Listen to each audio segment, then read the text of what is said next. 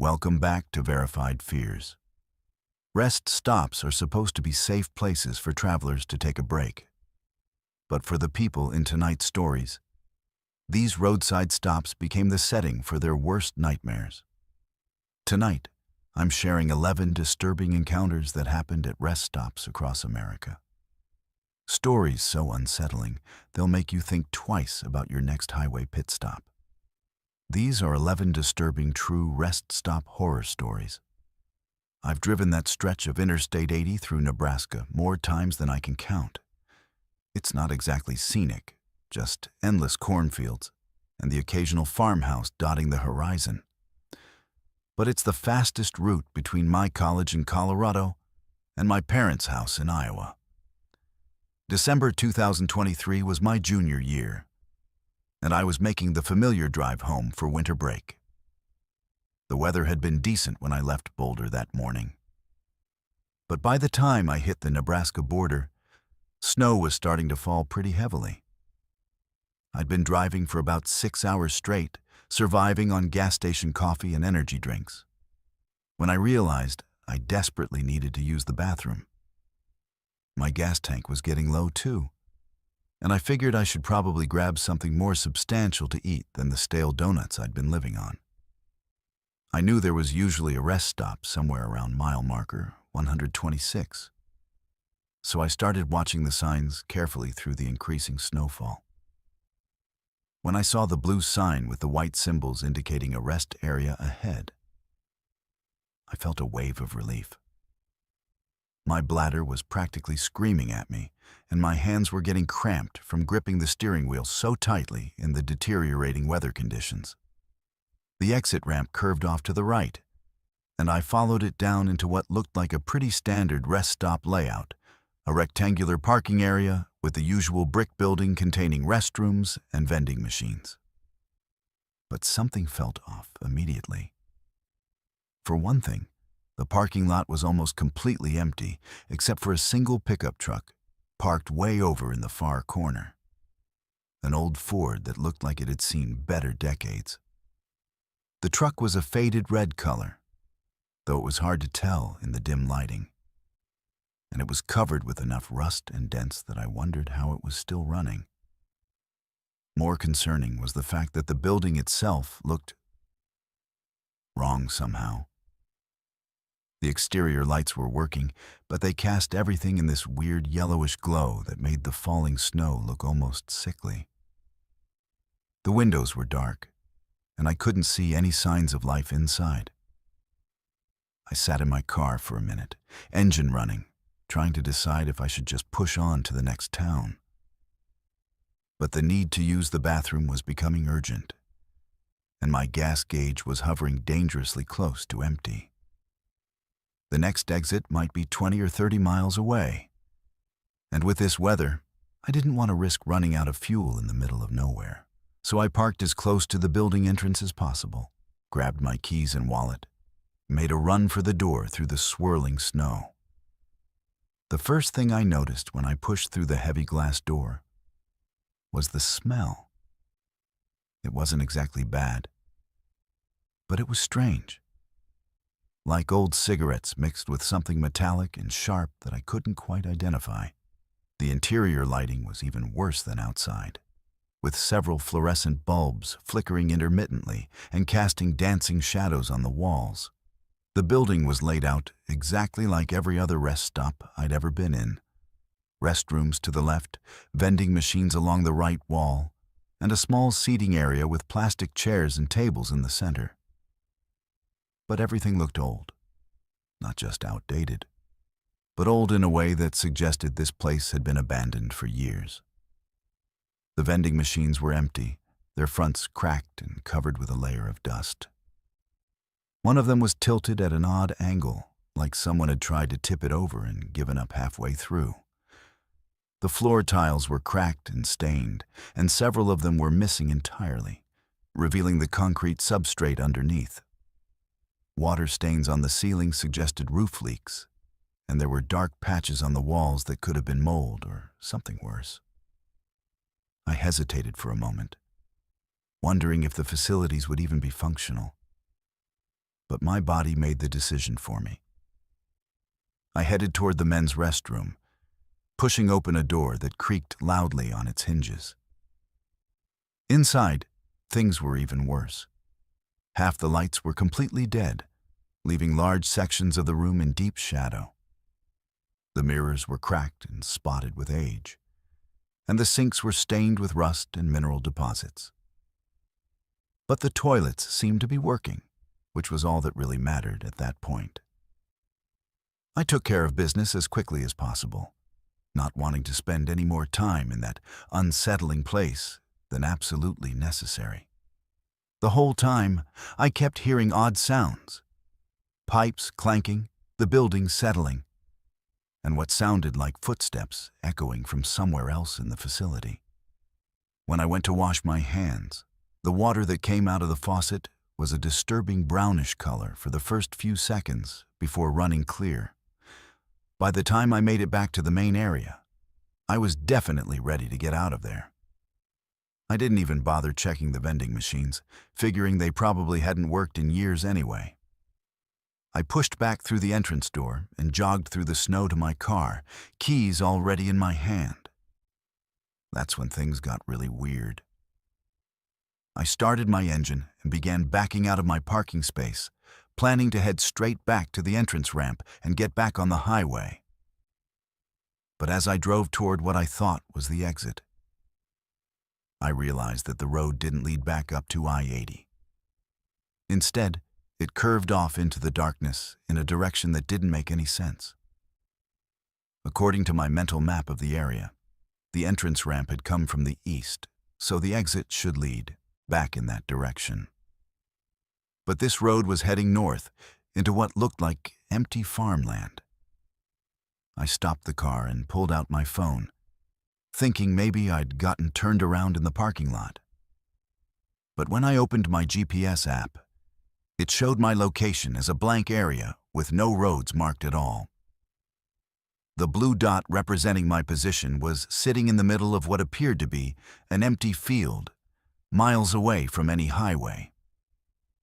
I refreshed the app several times, but the result was always the same. That's when I noticed the pickup truck. The old red Ford had moved. When I'd first arrived, it had been parked in the far corner of the lot, facing toward the building.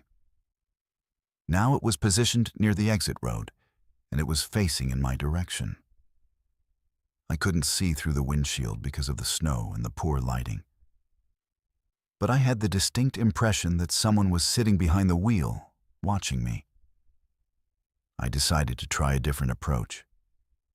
Maybe I'd somehow missed the real exit in the dark and the snow.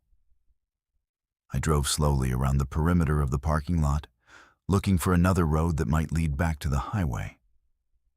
But there was only the one exit, the one that led north into the darkness.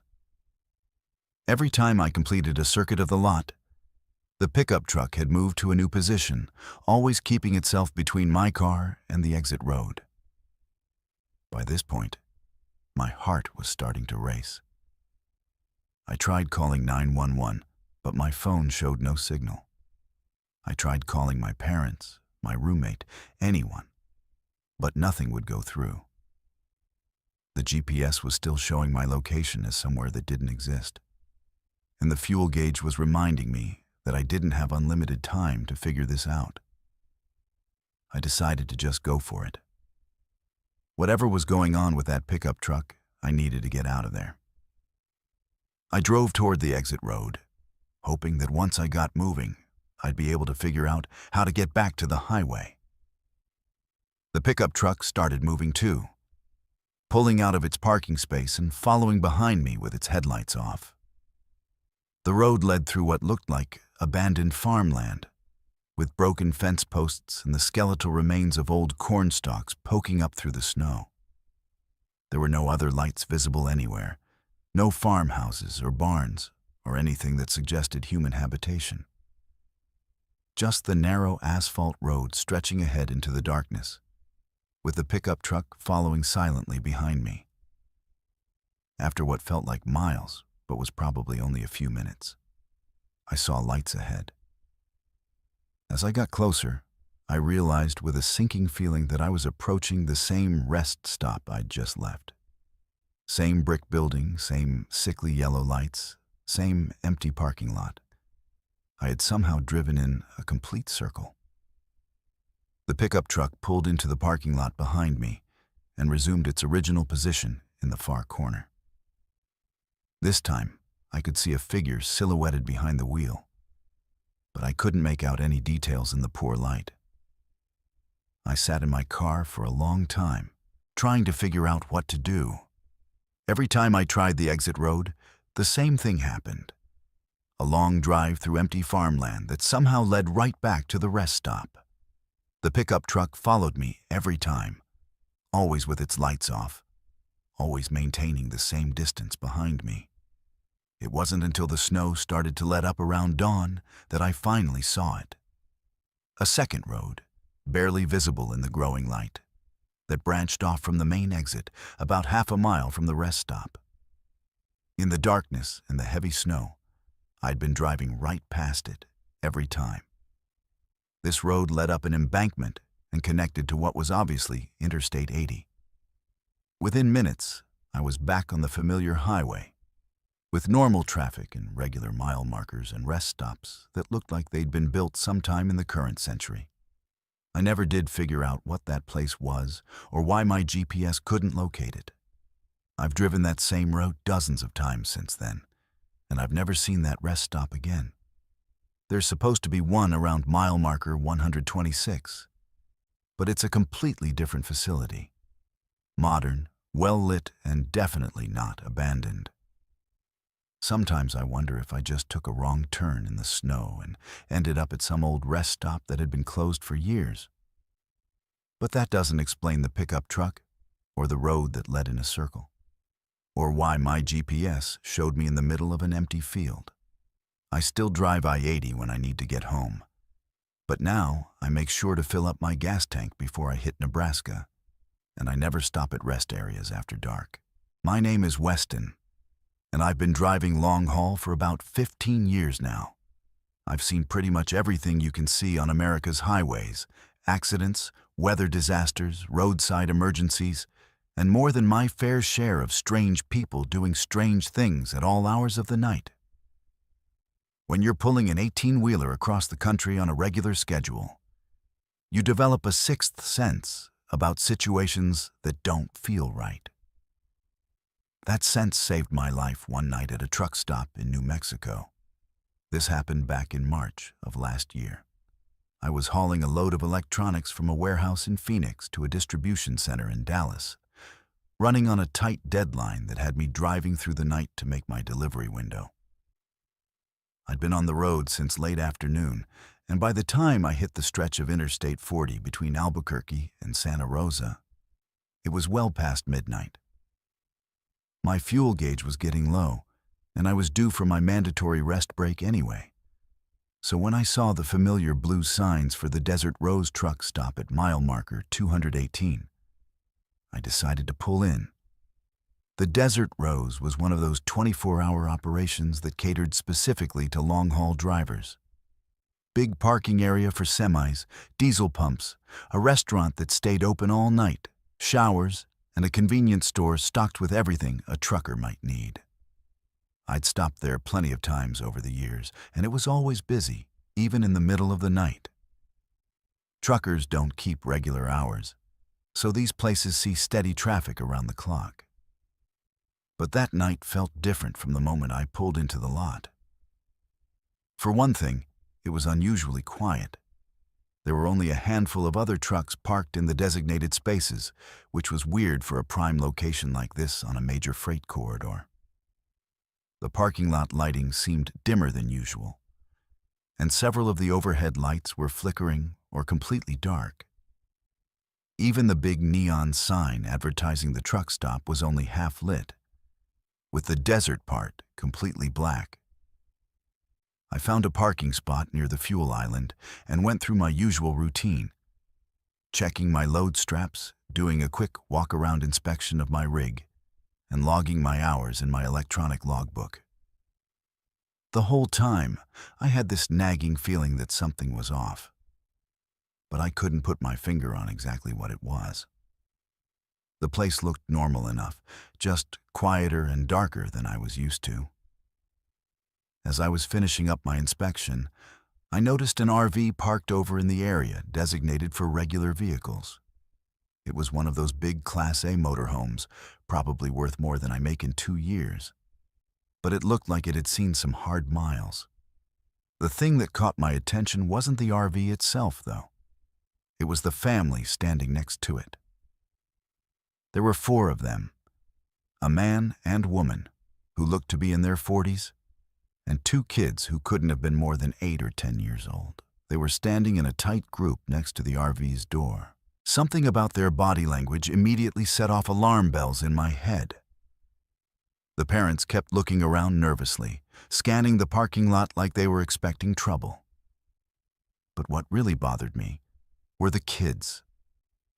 They were standing perfectly still and completely silent, staring straight ahead with this blank expression that just wasn't natural for children that age. I watched them for a few minutes while I finished my inspection, trying to figure out what was bothering me so much about the scene. The family wasn't doing anything obviously wrong. They were just standing there. But there was something mechanical about their movements, like they were going through the motions of being a normal family without actually being one. I needed to fuel up and grab some coffee, so I headed toward the main building. The convenience store was brighter than the parking lot, but it still felt off somehow. There was only one person working, a woman in her 50s with graying hair pulled back in a ponytail and tired eyes that suggested she'd been pulling the night shift for way too long. She looked up when I walked in, and I could see relief wash over her face. "Thank God," she said quietly as I approached the counter. I was starting to think I was going to be alone in here all night. I glanced around the store. It was empty except for the 2 of us. "Slow night?" I asked. She shook her head. "That's just it. It's not slow. That family out there has been here for 6 hours." I looked back toward the parking lot through the big windows at the front of the store. The family was still standing in the exact same position next to their RV, like they hadn't moved at all since I'd first noticed them. 6 hours? I repeated. What have they been doing? "That's what's so weird," the cashier said, lowering her voice even though we were the only people in the store.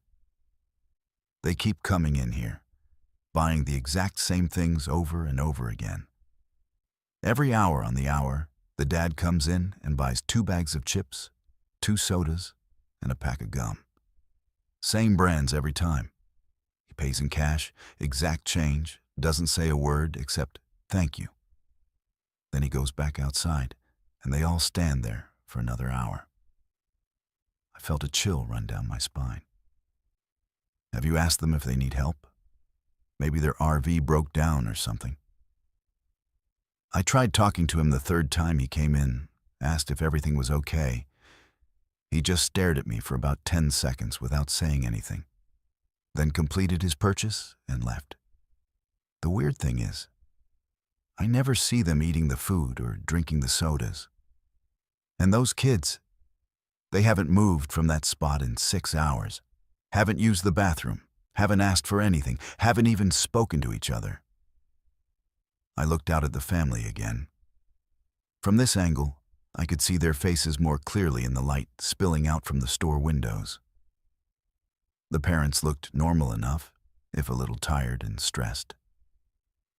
But the kids definitely looked wrong. Their eyes were open, and they were clearly conscious. But they had this vacant, glassy-eyed stare that reminded me of mannequins in a department store. "When's the last time they came in?" I asked. The cashier checked the clock on the wall. "About 15 minutes ago. So they should be back in 45 minutes if they stick to their pattern." I decided I needed to fuel up and get out of there. Whatever was going on with that family, it wasn't something I wanted to get involved in. I'd seen enough strange stuff on the road to know that sometimes the best course of action is to mind your own business and keep moving. I grabbed a large coffee and a couple of energy bars, paid the cashier, and headed back outside to fuel my truck. The family was still in their exact same position, and as I got closer to them on my way to the diesel pumps, I could hear something that made my blood run cold. They were humming. All four of them were humming the same tune in perfect unison. Some melody I didn't recognize, but it had this haunting, almost hypnotic quality that made my skin crawl. The parents were swaying slightly in rhythm with the music, but the kids remained perfectly still. Their eyes never blinked, never moved to track my movement, never showed any awareness of their surroundings at all. I fueled up as quickly as possible, trying not to stare at the family, but unable to completely ignore them. The humming continued the entire time, never wavering, never stopping. It was like background music in a horror movie. Technically pleasant, but deeply unsettling in context. As I was hanging up the fuel nozzle, the humming suddenly stopped. I looked over and saw the father walking toward the convenience store, moving with the same mechanical precision I'd noticed before. The rest of the family remained in position, still as statues. I should have gotten in my truck and driven away right then. I had a delivery to make, and I was already running behind schedule. But something made me follow the father into the store, keeping my distance, but close enough to observe. The cashier saw him coming and shot me a look that was equal parts fear and desperation.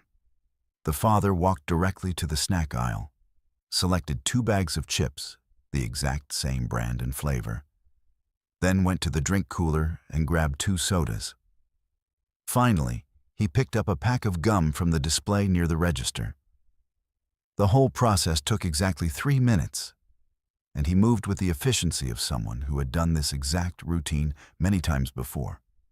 When he approached the counter, he placed the items down in a precise arrangement and pulled out exact change from his pocket without counting it. "Thank you," he said to the cashier in a flat, emotionless voice. But here's the thing that really freaked me out. As he was leaving, he turned and looked directly at me. Not a casual glance, but a long, sustained stare that lasted at least 10 seconds. His eyes were completely normal looking, but there was something behind them that wasn't quite human. It was like looking at a very sophisticated puppet that was almost, but not quite, convincing as a real person. He left without saying anything else, and I watched through the window as he rejoined his family. They didn't acknowledge his return in any way. Didn't look at the items he'd purchased, didn't move to get back in the RV, didn't break their formation at all. Within seconds, they had resumed their synchronized humming. The cashier grabbed my arm as I started to leave. "Please," she whispered, "don't leave me alone with them. My shift doesn't end until 6 a.m., and I don't think I can handle 4 more hours of this." I looked at the clock. It was just past 3:30. I was already behind schedule, and I needed to get back on the road if I was going to make my delivery window.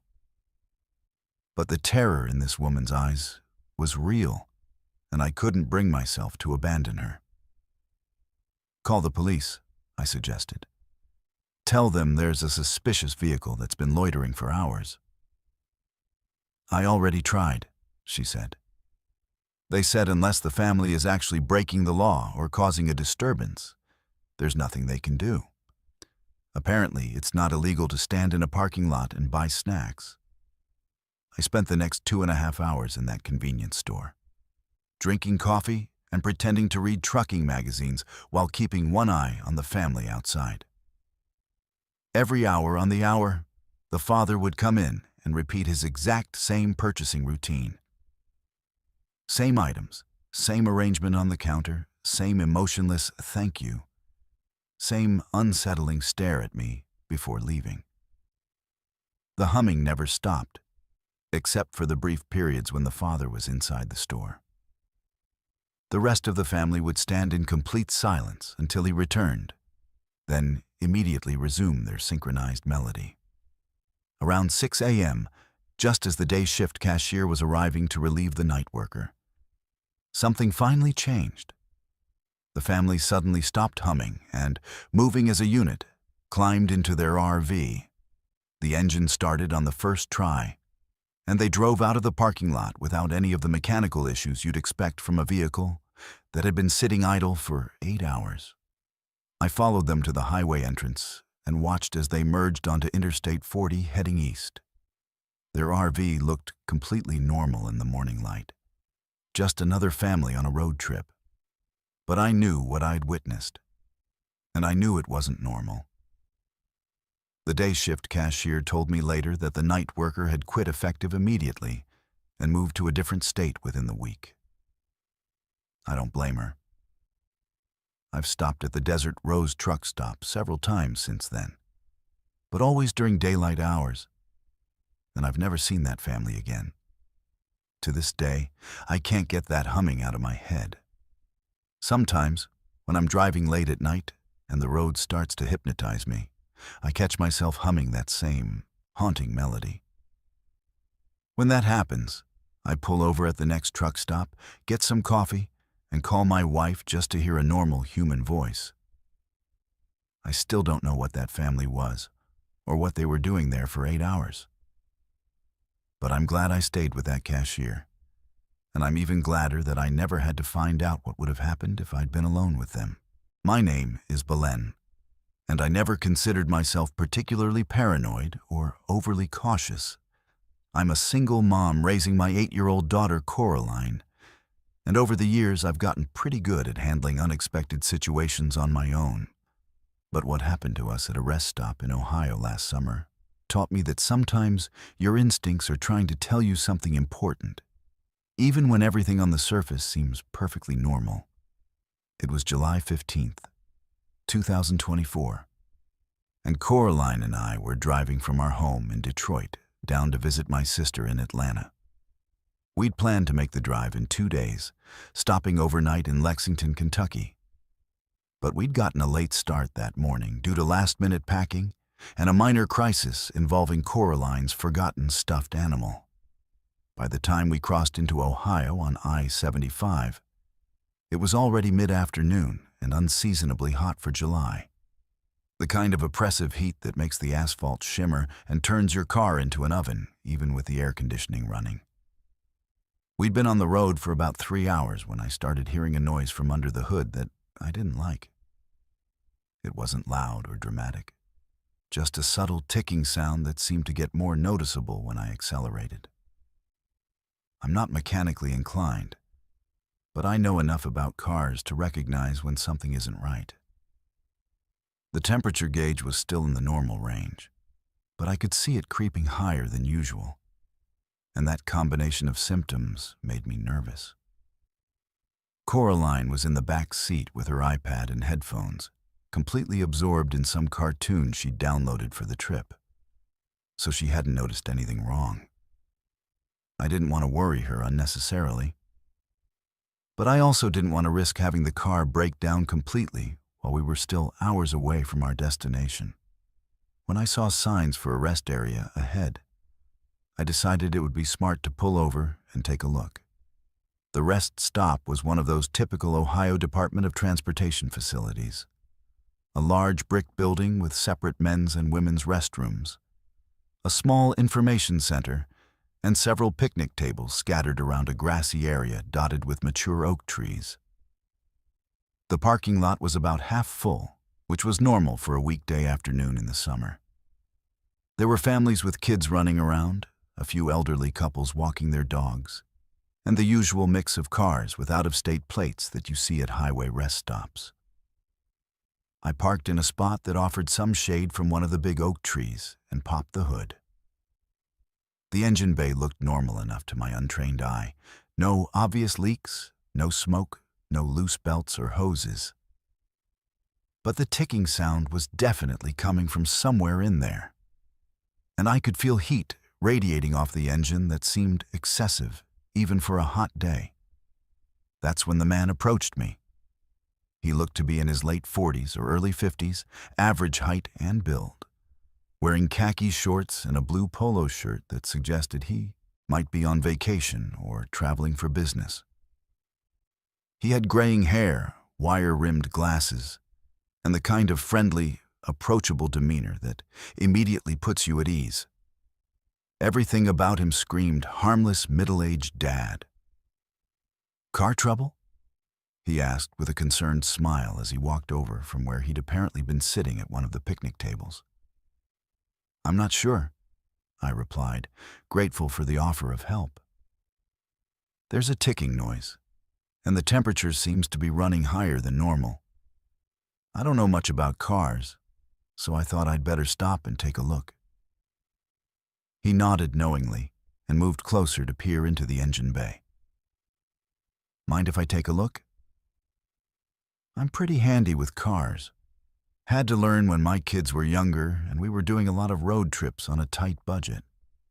I hesitated for just a moment, but he seemed genuinely helpful, and there were plenty of other people around. That would be great, actually. I'd really appreciate it. He spent several minutes examining the engine, pointing out various components and explaining what he was looking for in terms that were simple enough for me to follow. He seemed knowledgeable and professional, and I started to relax. It looked like I'd gotten lucky.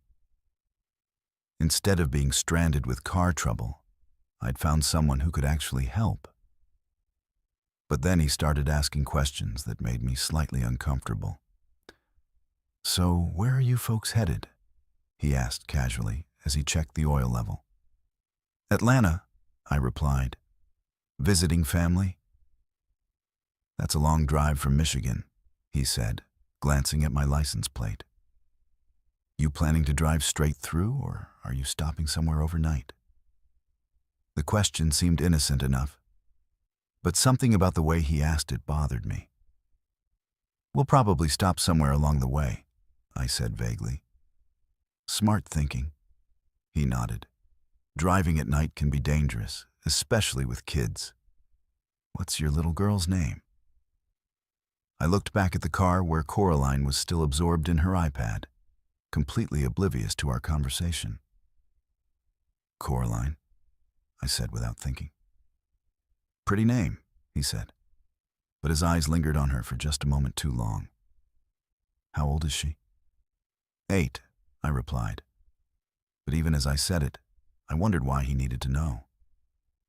He continued his examination of the engine, but the questions kept coming. "You said you're visiting family in Atlanta. Is that your parents? Siblings?" "My sister," I answered, starting to feel like I was being interviewed rather than helped. "She expecting you at a specific time?" I asked because if this is what I think it is, you might want to call and let her know you could be delayed. "What do you think is wrong?" I asked, trying to redirect the conversation away from my travel plans. "Could be a few things," he said, straightening up and wiping his hands on a rag he'd pulled from his pocket. "The good news is it's probably not serious. Likely just needs some coolant or maybe a thermostat replacement. The bad news is you probably shouldn't drive it too far without getting it looked at." I felt my heart sink. How far is too far? "Well," he said, glancing around the rest stop, "there's a garage about 10 miles south of here that I know does good work. Family-owned place, very honest. I could follow you there in my car. Make sure you don't have any problems on the way." Something about this suggestion immediately set off alarm bells in my head. Maybe it was the way he'd been asking so many personal questions, or maybe it was just maternal instinct. But the idea of driving to an isolated garage with a stranger following behind us felt wrong. "That's very kind of you," I said. "But I think we'll be okay. Maybe I'll just add some coolant and see how it goes." His expression didn't change. but I caught a flash of something in his eyes that might have been annoyance. "I really wouldn't recommend that," he said. "If the thermostat is going bad, adding coolant won't help, and you could end up stranded on the highway." "I appreciate the advice," I said, moving toward the driver's side door. "But I think we'll manage." "Are you sure?" he pressed. "It's really no trouble for me to follow you to the garage. I was heading south anyway." I was starting to feel genuinely uncomfortable now. His persistence was beginning to feel less like helpfulness and more like pressure. "Really, we'll be fine," I said firmly. "Thank you for taking a look." I got in the car and started the engine, expecting him to take the hint and walk away. Instead, he stood next to my open window, still talking. "You know," he said, "if you change your mind, I'll be around for a while. I'm in the white sedan over there." He pointed to a car parked several spaces away that I hadn't noticed before. "Just flash your lights if you need help." I nodded politely, put the car in reverse, and backed out of the parking space. In my rearview mirror, I could see him standing there watching us leave, his hands in his pockets, that friendly smile still on his face. We drove for about 5 minutes before I realized I should probably stop and actually add some coolant just to be safe. There was a gas station just off the next exit, so I pulled in and parked next to the convenience store. Coraline was asking for a snack anyway, so it seemed like good timing. While Coraline picked out chips and a drink inside the store, I bought a jug of coolant and went back to add it to the radiator. The engine had cooled down enough that it was safe to open the radiator cap, and I could see that the coolant level was indeed low. As I was pouring in the new coolant, I noticed a piece of paper tucked under my windshield wiper. My blood went cold when I unfolded it. Written in blue ink, in neat block letters, was my home address in Detroit. Not just the street name and number, but my complete address, including the zip code. Below that, someone had written, "Pretty house." Nice neighborhood for kids. I looked around the gas station parking lot frantically, but I didn't see the white sedan or the helpful stranger anywhere. There were other customers coming and going, but no one who looked familiar or suspicious. Whoever had left the note had done it quietly and quickly. I crumpled up the paper and threw it away, then hurried back into the convenience store to get Coraline. My hands were shaking as I paid for our items, and I kept looking over my shoulder, expecting to see that friendly face with the wire-rimmed glasses. "Mom, are you okay?" Coraline asked as we got back in the car. "You look scared." "I'm fine, sweetheart," I lied. "Just tired from all the driving." I called my sister as soon as we got back on the highway and told her what had happened. She wanted me to call the police, but what was I going to tell them? A man had helped me with car trouble and somehow knew my address? That wasn't necessarily illegal, even though it was terrifying. Instead, I drove straight to the first police station I could find and asked an officer to follow us to our hotel for the night. I explained the situation, and while he couldn't take an official report, he was kind enough to make sure we got to our rooms safely and gave me his card in case anything else happened. We stayed at a different hotel than the one I'd originally booked, and I paid cash instead of using my credit card. I also kept the curtains closed and didn't let Coraline go to the pool or the hotel restaurant. We ordered room service and watched movies until it was time to sleep. The next morning, I called the rest stop where we'd met the man and described him to the maintenance staff. They said they'd keep an eye out, but pointed out that thousands of people pass through there every day. I also called the police in my hometown and asked them to do extra patrols around my house for the next few weeks. Nothing else happened during our trip to Atlanta, and we made it home without incident. But I had our locks changed the day after we got back, and I installed a security system the following week. I also signed Coraline up for self-defense classes and started carrying pepper spray in my purse. To this day, I don't know how that man got my address. Maybe he saw my registration through the windshield when I had the hood up, or maybe he somehow got access to my license plate information. But the fact that he had it, combined with all those personal questions he'd been asking, tells me that his intentions were not good. I still think about that day whenever I have car trouble or need to stop at a rest area. That man seemed so normal, so helpful, so trustworthy. If my instincts hadn't kicked in when they did, I don't know what might have happened to us.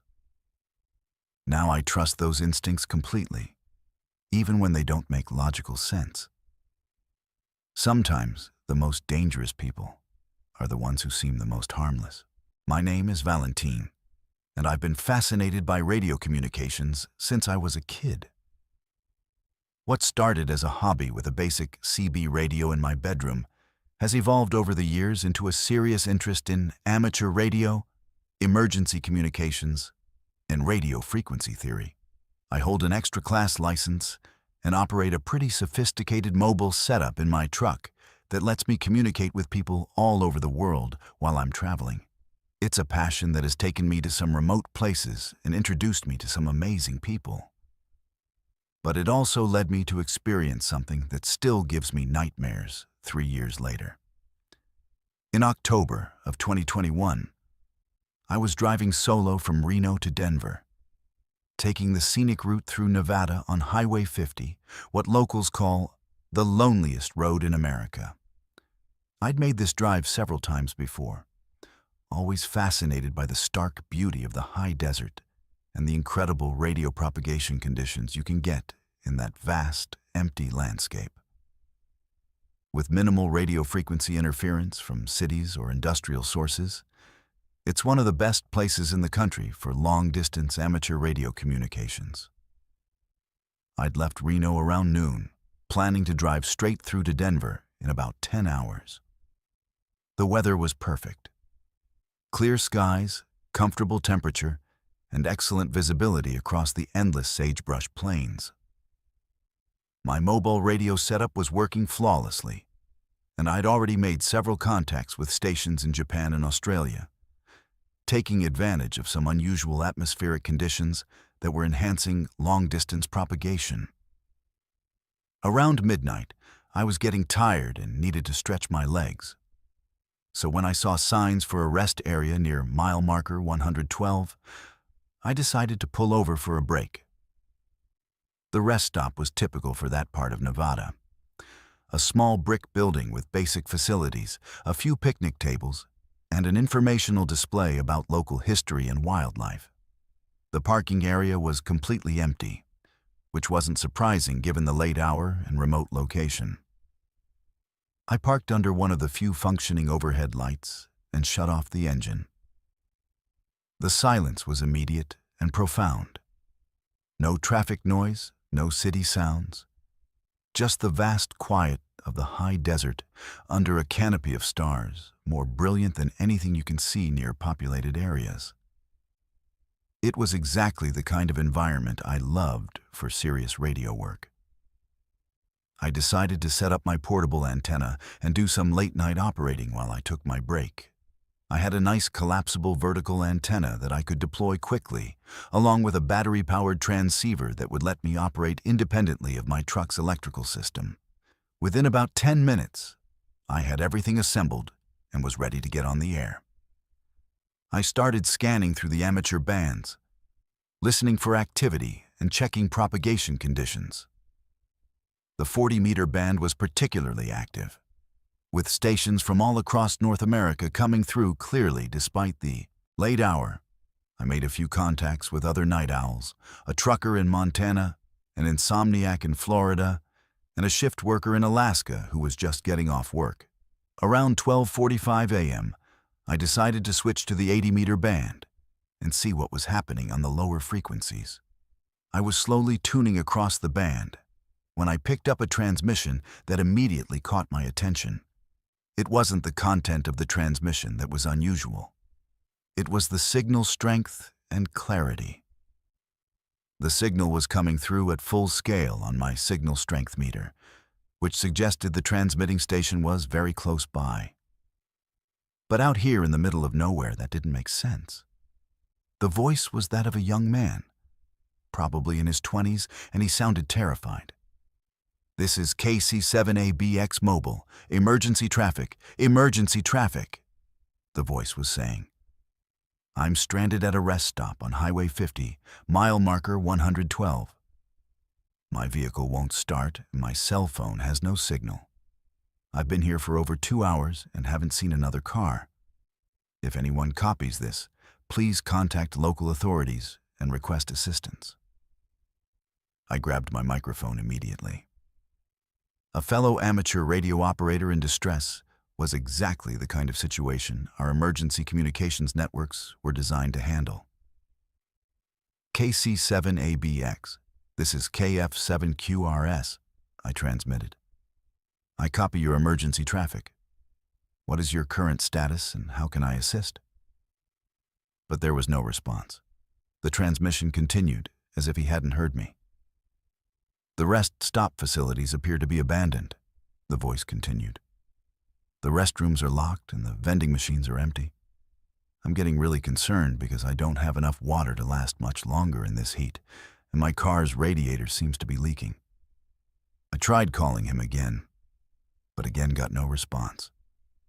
It was like he was transmitting on a frequency where he could send but not receive.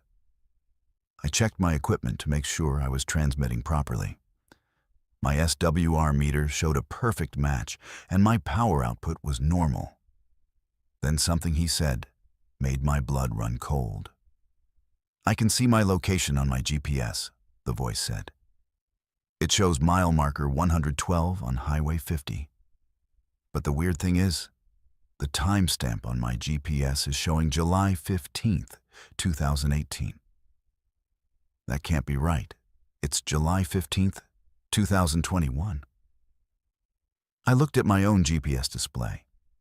It showed my location as mile marker 112 on Highway 50, and the date is October 18th, 2021. The voice I was hearing was claiming to be at the exact same location where I was sitting, but 3 years in the past. I got out of my truck and looked around the rest stop area carefully. The parking lot was empty, except for my vehicle. There were no other cars, no people, no signs of anyone having been there recently. The facilities were clearly operational. I could see lights inside the building, and the vending machines were stocked and humming quietly. But the voice on the radio continued describing a completely different scene. The information display board here shows something about a local mining operation, but the text is faded and I can barely read it. He was saying, "There's graffiti on the building walls and several of the windows are broken. This place looks like it's been abandoned for years." I walked over to the information display he was describing. It was in perfect condition, with clear, readable text about the area's history and well-maintained photographs of local wildlife. There was no graffiti anywhere, and all the windows were intact. I tried transmitting again, this time giving my exact location and asking if he could hear me. Still no response. It was becoming clear that this wasn't a normal radio contact. The transmission continued for another 20 minutes, with the stranded operator describing his increasingly desperate situation. He talked about rationing his remaining water, trying unsuccessfully to flag down passing vehicles, and his growing fear that he might not survive until morning. His voice became progressively more panicked as the transmission went on. Then, abruptly, the transmission changed tone. "Wait," the voice said, suddenly sounding confused rather than frightened. "There's someone else here. I can see headlights pulling into the parking lot." There was a pause filled with static. "It's a pickup truck," he continued. "The driver's getting out. He's walking toward me. Maybe he can help." Another pause, longer this time. "Something's wrong," the voice said, and now he sounded terrified again. "The man from the truck, there's something wrong with him. He's not walking right. His movements are jerky, like a puppet. And his face—" The transmission dissolved into static for several seconds, then came back weaker, but still audible. "He's not human," the voice whispered. "God help me, he's not human. He's reaching for me, and I can see through his skin. There are wires underneath. Wires and circuitry, and—" The transmission cut off abruptly, replaced by dead silence. I sat there for several minutes, waiting to see if the signal would return. I tried calling KC7ABX multiple times, but got no response. I even tried transmitting on different frequencies, thinking maybe he had changed bands, but there was nothing. Finally, I decided to check the FCC database on my phone to see if I could find any information about the call sign KC7ABX. My phone had no signal at all, which wasn't unusual for this remote location, but I made a mental note to look it up when I got back to civilization. I packed up my radio equipment and got back on the road, but I couldn't stop thinking about what I'd heard. The transmission had seemed completely real. The voice, the technical details, even the call sign format were all consistent with a genuine amateur radio emergency transmission. But the location and time discrepancies made no sense. When I reached an area with cell phone coverage about an hour later, I pulled over and looked up the call sign KC7ABX in the FCC database. What I found made my hands shake. The call sign had been issued to a 23-year-old man named Michael Castellanos from Carson City, Nevada. According to the database, his license had been marked as Silent Key, amateur radio terminology for deceased, on July 16, 2018. The date was exactly 1 day after the date mentioned in the transmission I'd heard. I did some more research when I got home and found a news article from July 2018 about a missing person case. Michael Castellanos had disappeared while driving from Carson City to Denver, last seen at a gas station near the Nevada-Utah border. His car was found 3 days later at a rest stop on Highway 50, near mile marker 112. The vehicle appeared to have suffered a radiator failure, and there were signs that he had tried to flag down passing motorists for help. Michael's body was never found. The case remained open for 2 years before being classified as a presumed death due to exposure in the harsh desert environment. I've driven that stretch of Highway 50 several more times since then, but I've never stopped at that rest area again. I've also never heard another transmission on that frequency, despite monitoring it regularly. Sometimes I wonder if Michael is still out there, trapped somehow in that moment of desperation, endlessly calling for help that never comes. Other times I try to convince myself that it was just an elaborate hoax or some kind of atmospheric anomaly that allowed me to receive an old recording. But I keep thinking about what he said at the end of that transmission, about the man from the pickup truck who wasn't quite human. Because when I think back to that night, I realize that as I was driving away from the rest stop, I did see headlights in my rearview mirror. A pickup truck had pulled into the rest area just as I was leaving. I never got a good look at the driver, but something about the way the truck moved, too smooth, too precise, reminded me of Michael's description.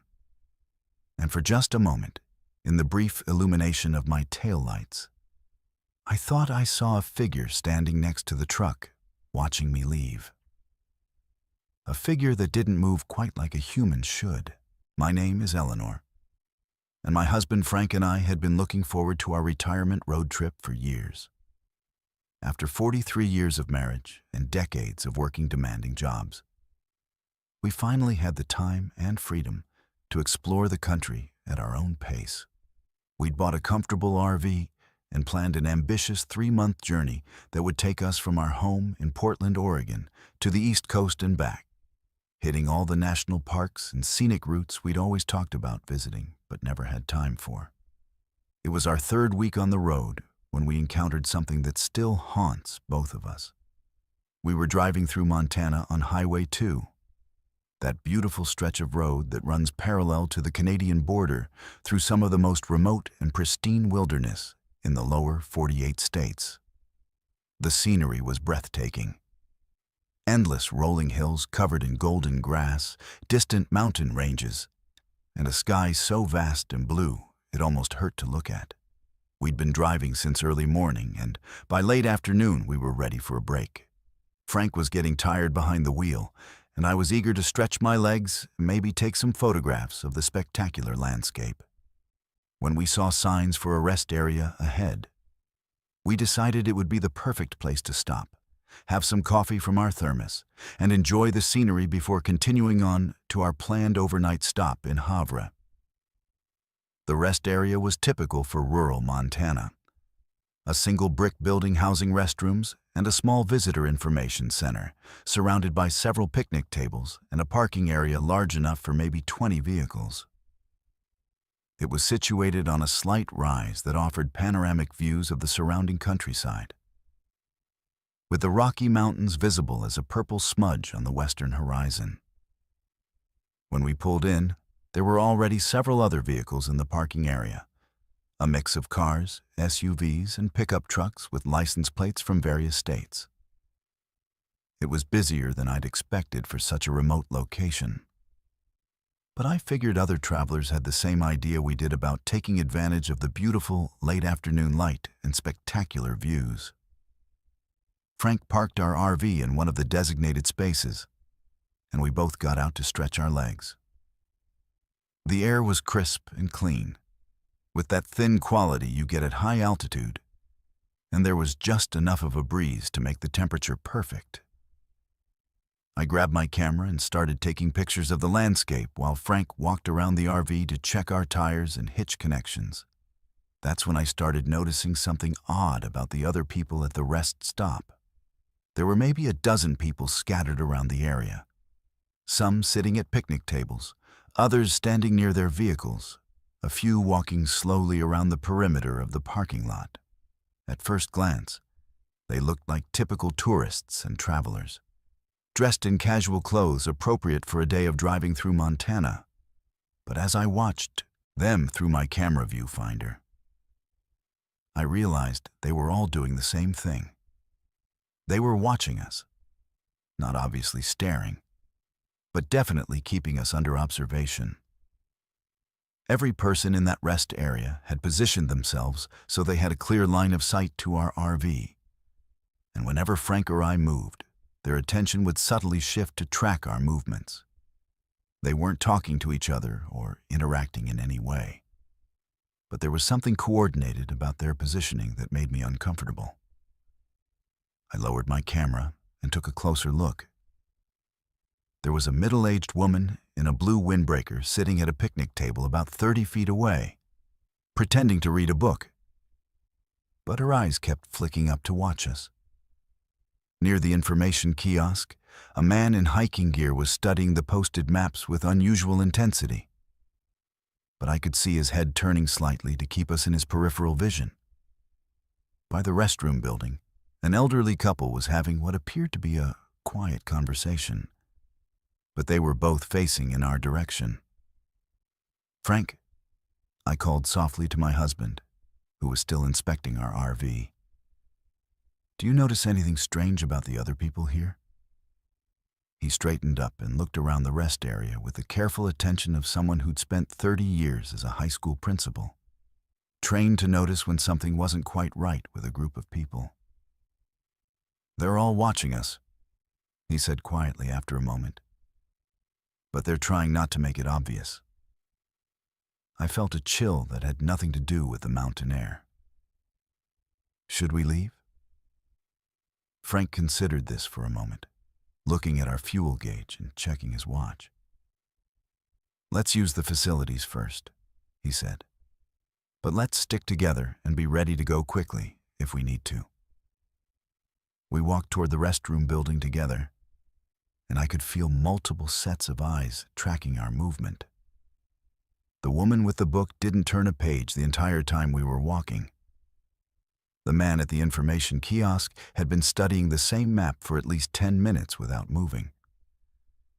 The elderly couple's conversation had stopped completely, and they were now openly watching us. The restrooms were clean and well maintained, but I noticed something unsettling when I was washing my hands. Through the small window above the sink, I could see the parking area, and I realized that several of the vehicles had moved. Not drastically, but enough that what had been random parking had become something more deliberate. The cars and trucks were now positioned in a rough semicircle around our RV, blocking most of the obvious exit routes. When I came out of the restroom, Frank was waiting for me with a grim expression. "We need to go," he said quietly. "Now." "What happened?" "I tried to start a conversation with the guy at the information board," Frank said as we walked quickly back toward our RV. Asked him where he was headed, typical traveler small talk. He just stared at me for, about 10 seconds without saying anything, then turned back to the map. It was like he didn't understand what I was asking. As we approached our RV, I noticed that the group of watchers had shifted position again. They were no longer trying to be subtle about their surveillance. The woman with the book had closed it and was now sitting facing us directly. The man at the information kiosk had abandoned all pretense of reading the maps and was standing with his arms crossed, watching our every move. The elderly couple had moved to a position where they were blocking the most direct route to the rest area exit. "Frank," I whispered, "they've moved their cars. Look at the parking arrangement." He glanced around, and I saw his jaw tighten. Our RV was now effectively surrounded, with other vehicles positioned to make it difficult or impossible for us to leave without having to navigate around multiple obstacles. "Get in," he said, his voice calm but urgent. "We're going to back out slowly and see what happens." I climbed into the passenger seat while Frank started the engine. The diesel motor turned over with its usual reliable rumble, but I noticed that several of the watchers had moved even closer to our RV. They still weren't talking to each other or showing any obvious signs of coordination, but their movements were clearly synchronized. Frank put the RV in reverse and began backing out of our parking space carefully. Immediately, I heard the sound of another engine starting.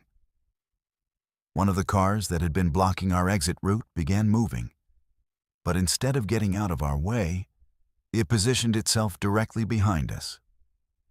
"There's a car behind us," I told Frank, looking in the passenger side mirror. "I see it," he said grimly. "Hold on." He stopped backing up and shifted into drive, planning to pull forward and try a different exit route. But as soon as we started moving forward, another vehicle, a pickup truck that had been parked to our left, suddenly developed what appeared to be engine trouble. The driver got out and lifted the hood, effectively blocking that exit route as well. "Frank, this is too coordinated to be a coincidence," I said, my voice rising with panic. "I know," he replied, his knuckles white on the steering wheel. "These people are working together." We sat there for a moment, engine idling, trying to figure out our next move. The watchers had now completely abandoned any pretense of being casual tourists. They were all standing in clear view, facing our RV, absolutely motionless. There were more of them than I'd initially counted. At least 15 people spread around the rest area, all focused on us with an intensity that was truly frightening. The woman who had been pretending to read walked slowly toward our RV and positioned herself directly in front of us, about 10 feet from our bumper. She didn't say anything or make any threatening gestures. She just stood there, staring at us through the windshield with an expression that was completely blank. "What do they want?" I whispered. "I don't know," Frank said, "but we're not staying to find out."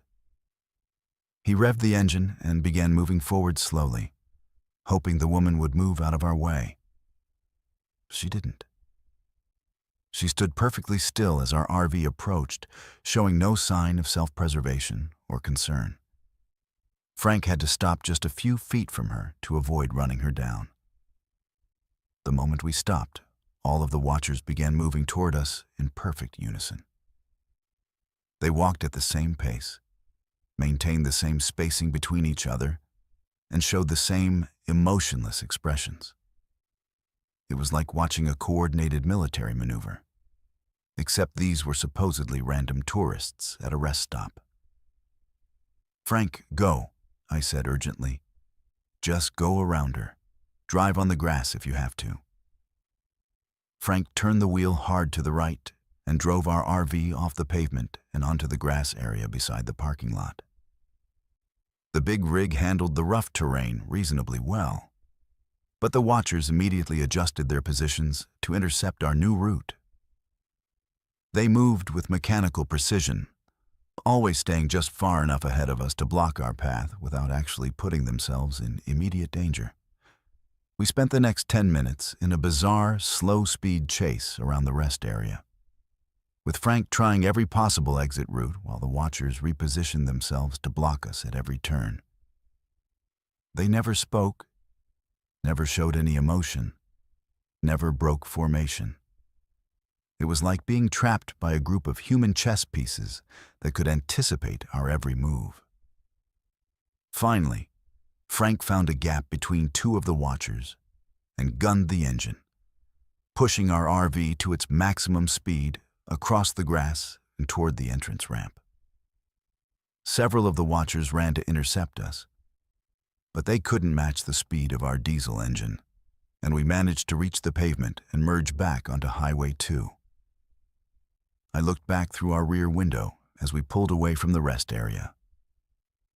The watchers had all stopped running and were now standing in a perfect line along the edge of the parking lot, facing the highway.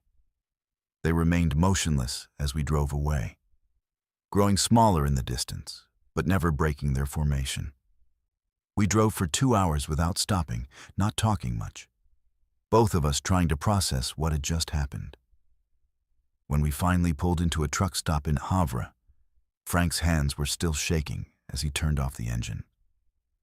We called the Montana State Police and tried to report the incident. But what could we tell them? That a group of people at a rest stop had watched us and moved their cars in a way that made us uncomfortable. No laws had been broken. No threats had been made.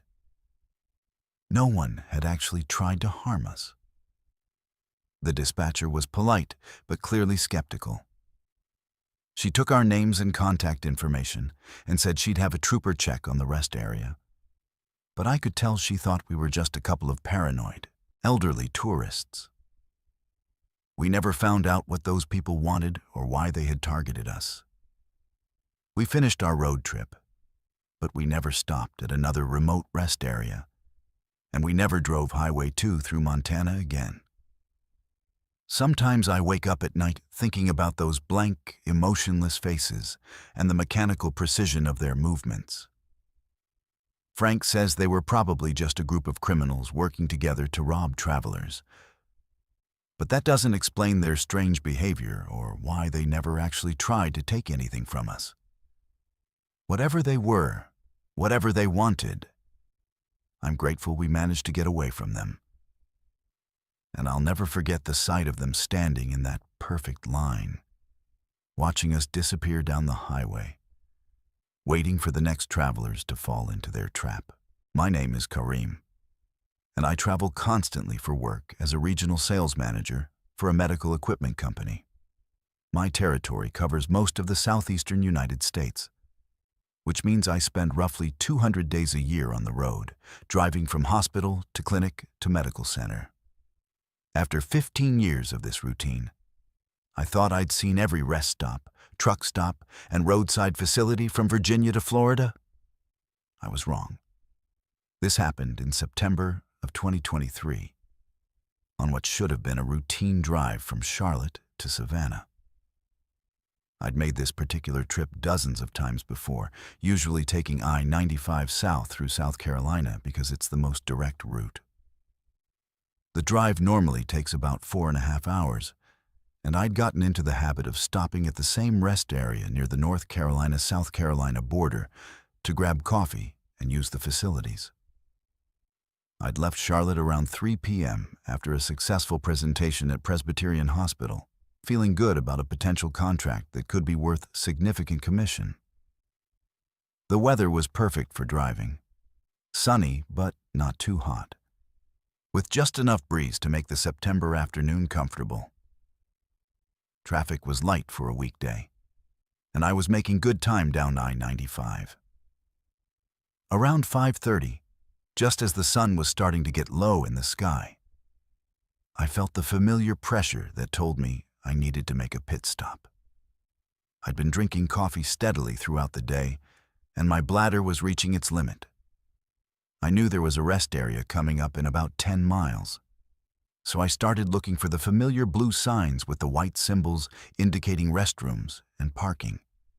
When I saw the rest area sign, I took the exit and followed the ramp down to what looked like a standard South Carolina Department of Transportation facility.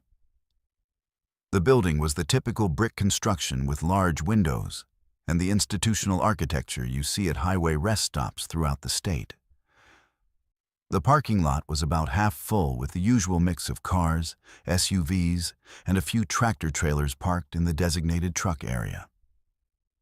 I parked near the main entrance and walked quickly toward the building, eager to take care of business and get back on the road. I wanted to reach my hotel in Savannah before dark, and I still had about 2 hours of driving ahead of me. The exterior of the building looked completely normal, but the moment I pushed through the glass doors, I knew something was wrong. The interior was much larger than it should have been based on the building's external dimensions. Instead of the compact layout typical of highway rest stops, I found myself in what appeared to be a spacious lobby with multiple corridors branching off in different directions. The lighting was different too. Not the harsh fluorescent illumination you'd expect, but softer, more diffuse lighting that seemed to come from panels built into the ceiling. The walls were painted in soothing earth tones rather than the institutional beige or green you usually see in public facilities. There was even background music playing, something instrumental and vaguely classical that reminded me of what you might hear in an upscale hotel lobby. I stood there for a moment, disoriented and confused. This definitely wasn't the rest stop I'd been expecting.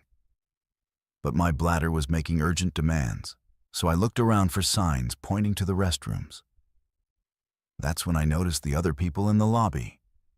There were maybe a dozen other visitors scattered around the space, but they weren't behaving like typical rest stop users. Instead of hurrying to the facilities or grabbing snacks from vending machines, they were moving slowly and deliberately, almost like they were exploring the space with careful attention to detail. Some were reading informational displays mounted on the walls. Others were sitting in comfortable-looking chairs that seemed out of place in a highway rest area. I approached one of the wall displays, thinking it might have a facility map or directory that would help me find the restrooms. But instead of the usual tourist information about local attractions or highway conditions, the display contained detailed information about something called the Interstate Wellness Initiative and featured photographs of smiling families engaged in various recreational activities.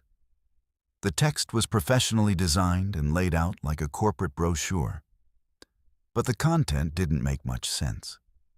It talked about optimized traveler experiences and enhanced journey outcomes, using language that sounded like marketing copy, but didn't actually convey any useful information.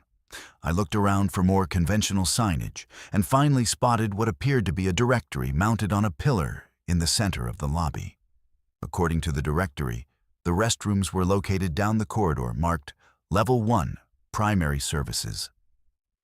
There were also listings for Level 2, Extended Amenities, and Level 3, Specialized Programs, which struck me as unusually elaborate for a highway rest stop. I headed down the Level 1 corridor, which was wider and longer than seemed possible given the building's exterior dimensions. The walls were lined with more informational displays, all featuring the same professional design and vaguely corporate messaging about traveler wellness and journey optimization. There were also doors leading to what appeared to be additional rooms or facilities, each marked with cryptic labels like Consultation Suite A and Assessment Center 1. The restroom, when I finally found it, was unlike any public facility I'd ever seen. Instead of the utilitarian fixtures and industrial materials typical of highway rest stops, it featured high-end finishes that would have been at home in a luxury hotel. The lighting was warm and flattering, the fixtures were polished chrome and marble, and there was even classical music playing softly from hidden speakers. But here's where things got really strange. The restroom was much larger than it needed to be. In addition to the usual stalls and urinals, there were additional areas that seemed to serve no clear purpose.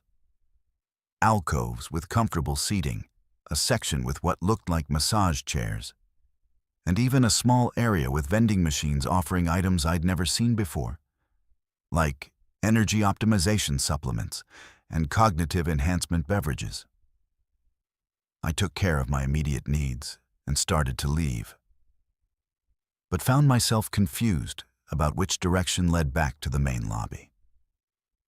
The corridor I'd entered from seemed to have split into multiple branches while I was in the restroom, and I couldn't remember which one I'd come from. I chose the corridor that seemed most familiar and started walking. But after a few minutes, I realized I was in a completely different part of the facility.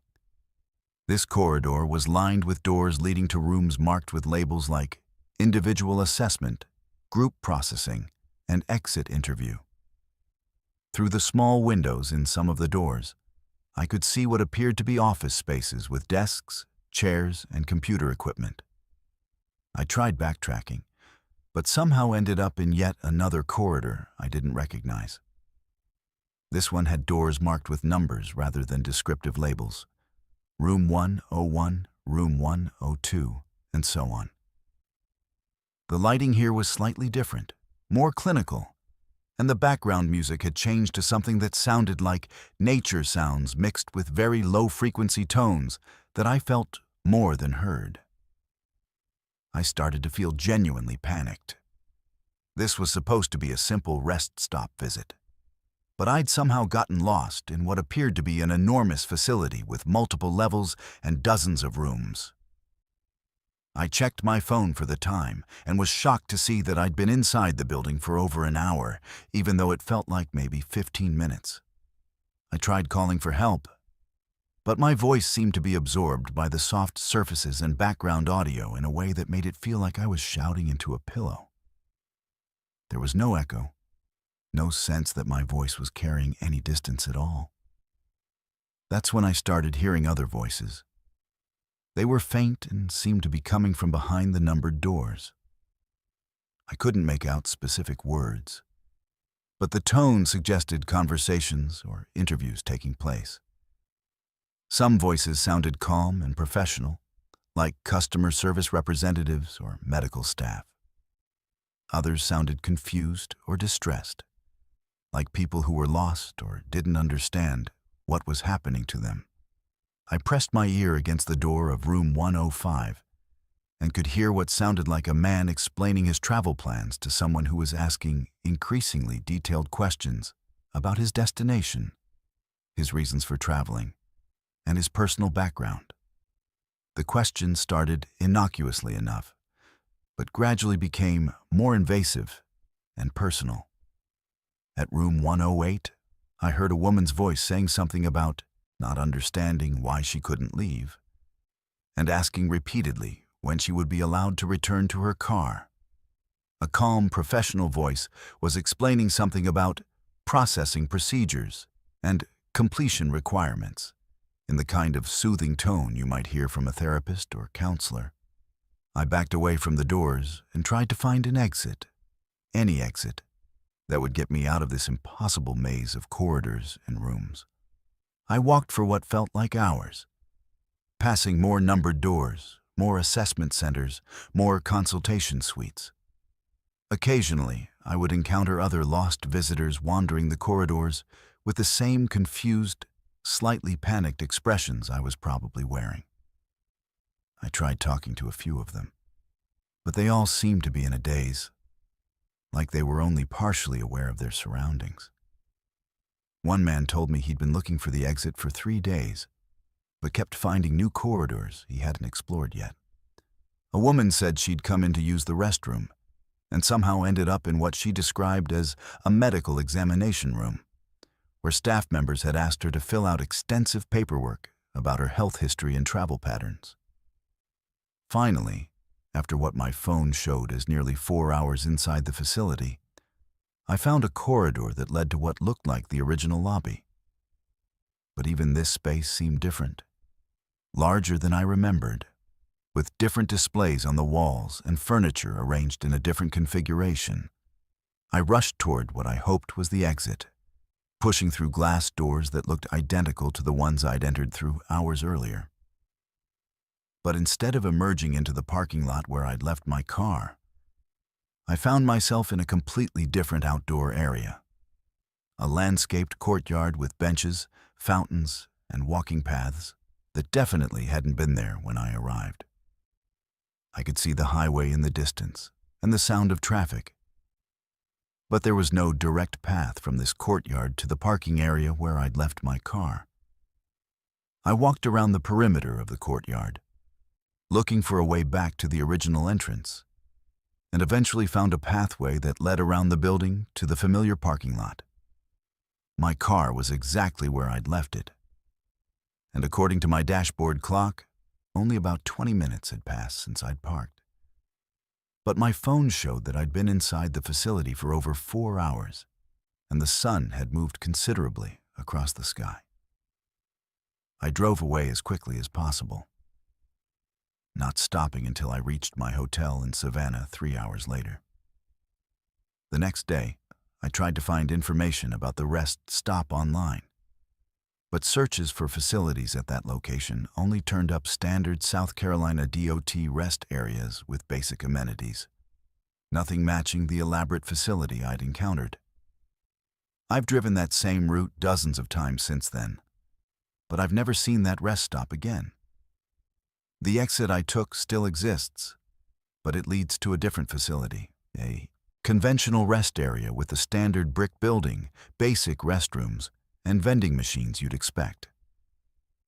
I still don't know what that place was or what those assessment centers and consultation suites were designed for. But I think about those other voices I heard behind the numbered doors, and I wonder how many other travelers have gotten lost in that impossible maze of corridors and rooms.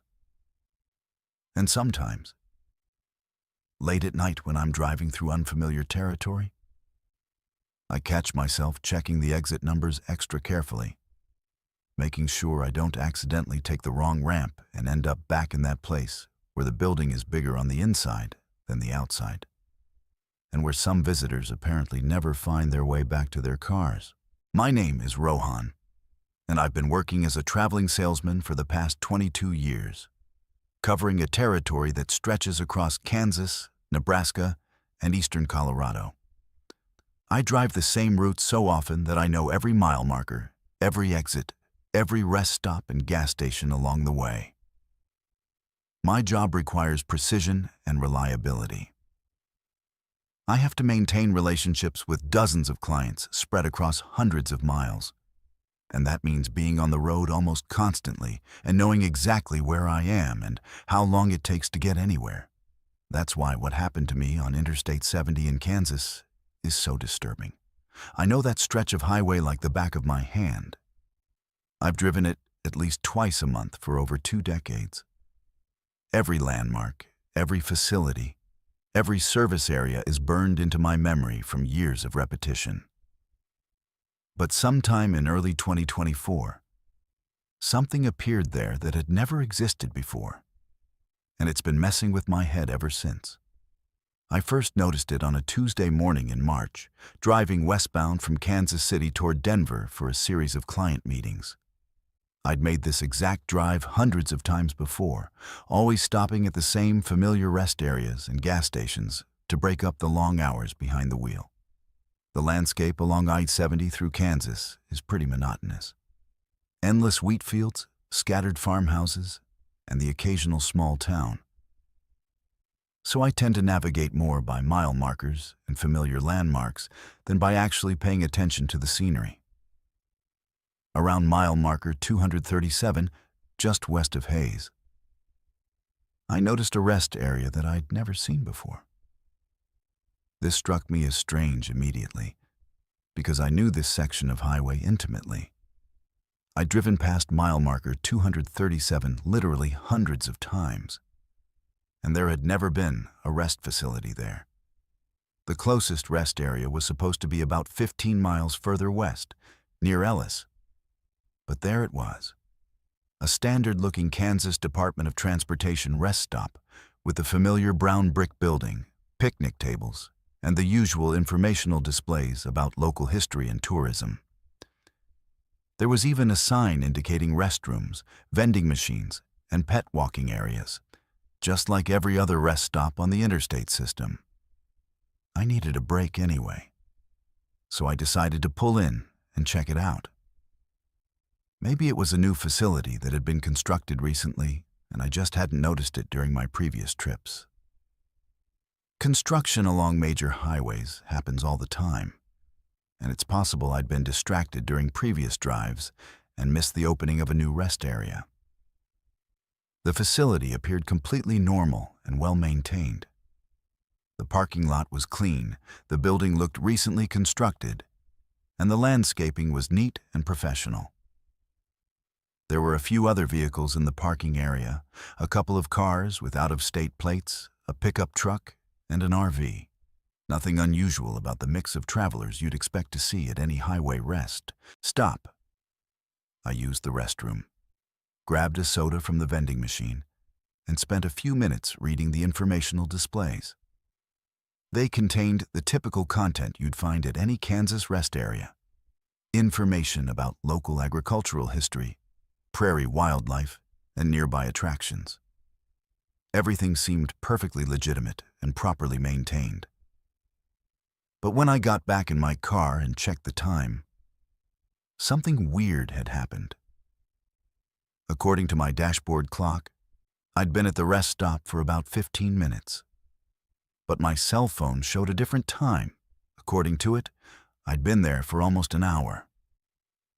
I figured one of my clocks was wrong and didn't think much of it at the time. I continued on to Denver, completed my business meetings, and drove back toward Kansas City a few days later. When I passed mile marker 237 on the return trip, the rest area was still there, looking exactly the same as it had a few days earlier. Again, I stopped for a break, and again, I experienced the time discrepancy. My dashboard and phone showed different amounts of elapsed time for my visit. This happened every time I drove that route over the next few months. The rest area was always there at mile marker 237, always looked the same, always seemed to function normally. But the time inconsistencies continued, and I started paying closer attention to other details that didn't seem quite right. For one thing, I began recognizing some of the other people who stopped there. On multiple trips, spread weeks apart, I would see the same individuals. A woman in a red jacket who always sat at the same picnic table, an elderly man, who always seemed to be walking the same small dog around the pet area. A family with 2 young children, who were always eating lunch at table closest to the building. At first I thought this might just be coincidence. Maybe these were local people who used the rest area regularly, or other traveling salespeople like myself who happened to have similar schedules. But the repetition was too exact, too precise. These people were always doing exactly the same things, wearing exactly the same clothes, even eating what appeared to be exactly the same meals. The woman in the red jacket was always reading the same page of the same magazine. The elderly man's dog always stopped to sniff the same bush at the same point during their walk. The family always had the same conversation about their travel plans, with the father looking at the same road atlas and the mother organizing the same items in their cooler. I started keeping a log of my stops at the rest area, noting the date, time, and the people I observed there. The pattern was undeniable. I was seeing the same people doing the same things every single time I stopped, regardless of whether my visits were days or weeks apart. But the most disturbing discovery came when I tried to research the rest area online. According to the Kansas Department of Transportation website, there was no rest facility at mile marker 237. The official highway maps showed the same thing. No rest area between the facilities near Hayes and Ellis. When I called KDOT directly to ask about it, they insisted that no such facility existed and suggested I might be confusing it with one of the other rest areas along Interstate 70. I even tried using GPS mapping services to locate the rest area, but none of them showed a facility at that location. According to every official source I could find, mile marker 237 was just an empty stretch of highway through rural Kansas farmland. Yet every time I drove that route, the rest area was there, solid and real and apparently functional. I could walk around it, use the facilities, buy sodas from the vending machines. Other travelers were clearly using it too, based on the occupied parking spaces and the people I saw there regularly. The time distortions continued to get worse. What felt like a 10-minute stop would show as 2 hours on my phone, or sometimes the reverse. Spending what felt like an hour at the facility would register as only a few minutes of elapsed time. I started setting multiple timers and alarms on different devices to try to track the discrepancies.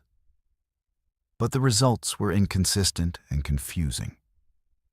On one occasion, I arrived at the rest area around 2 p.m., according to all my devices, spent what felt like a normal 20-minute break, and discovered when I returned to my car that my dashboard clock showed 2:20 p.m. while my phone displayed 11:30 a.m. The phone was showing a time earlier than when I had arrived, which should have been impossible. I began taking photographs during my stops, thinking I could use them to document the facility and maybe figure out what was going on. But when I reviewed the photos later, they showed inconsistent results. Sometimes the images looked normal, standard rest area photographs showing the building, parking lot, and other visitors. Other times the photos were distorted or showed things that didn't match my memories of the visit. In one series of photos taken during a single stop, the building appeared to be different sizes and configurations.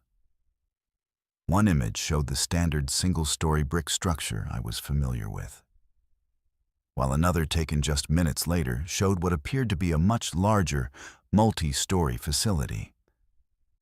A third photo showed the building from the same angle, but with completely different architectural details and landscaping. The people in my photographs were even more disturbing. The woman in the red jacket appeared in dozens of my photos taken over several months, but she never appeared to age or change in any way. She was always sitting in exactly the same position, reading the same magazine, wearing identical clothes. Even more strangely, in some photos she appeared solid and normal, while in others she seemed translucent or partially faded, like a double-exposed image. I tried approaching some of these familiar people during my stops, thinking I could ask them about their experiences or find out if they had noticed anything unusual about the rest area. But whenever I tried to initiate a conversation, they would respond in ways that suggested they didn't remember our previous encounters. The woman in the red jacket would look up from her magazine with a polite but blank expression, as if she had never seen me before.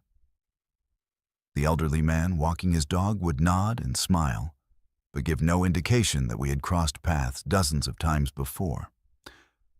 More troubling was their behavior when I tried to engage them in any meaningful conversation. They would respond to simple pleasantries and basic questions. But if I asked anything specific about their travel plans, where they were coming from, or how often they used this rest area, their responses became vague and repetitive. It was like talking to actors who had learned their lines for casual small talk but couldn't improvise beyond their scripted interactions.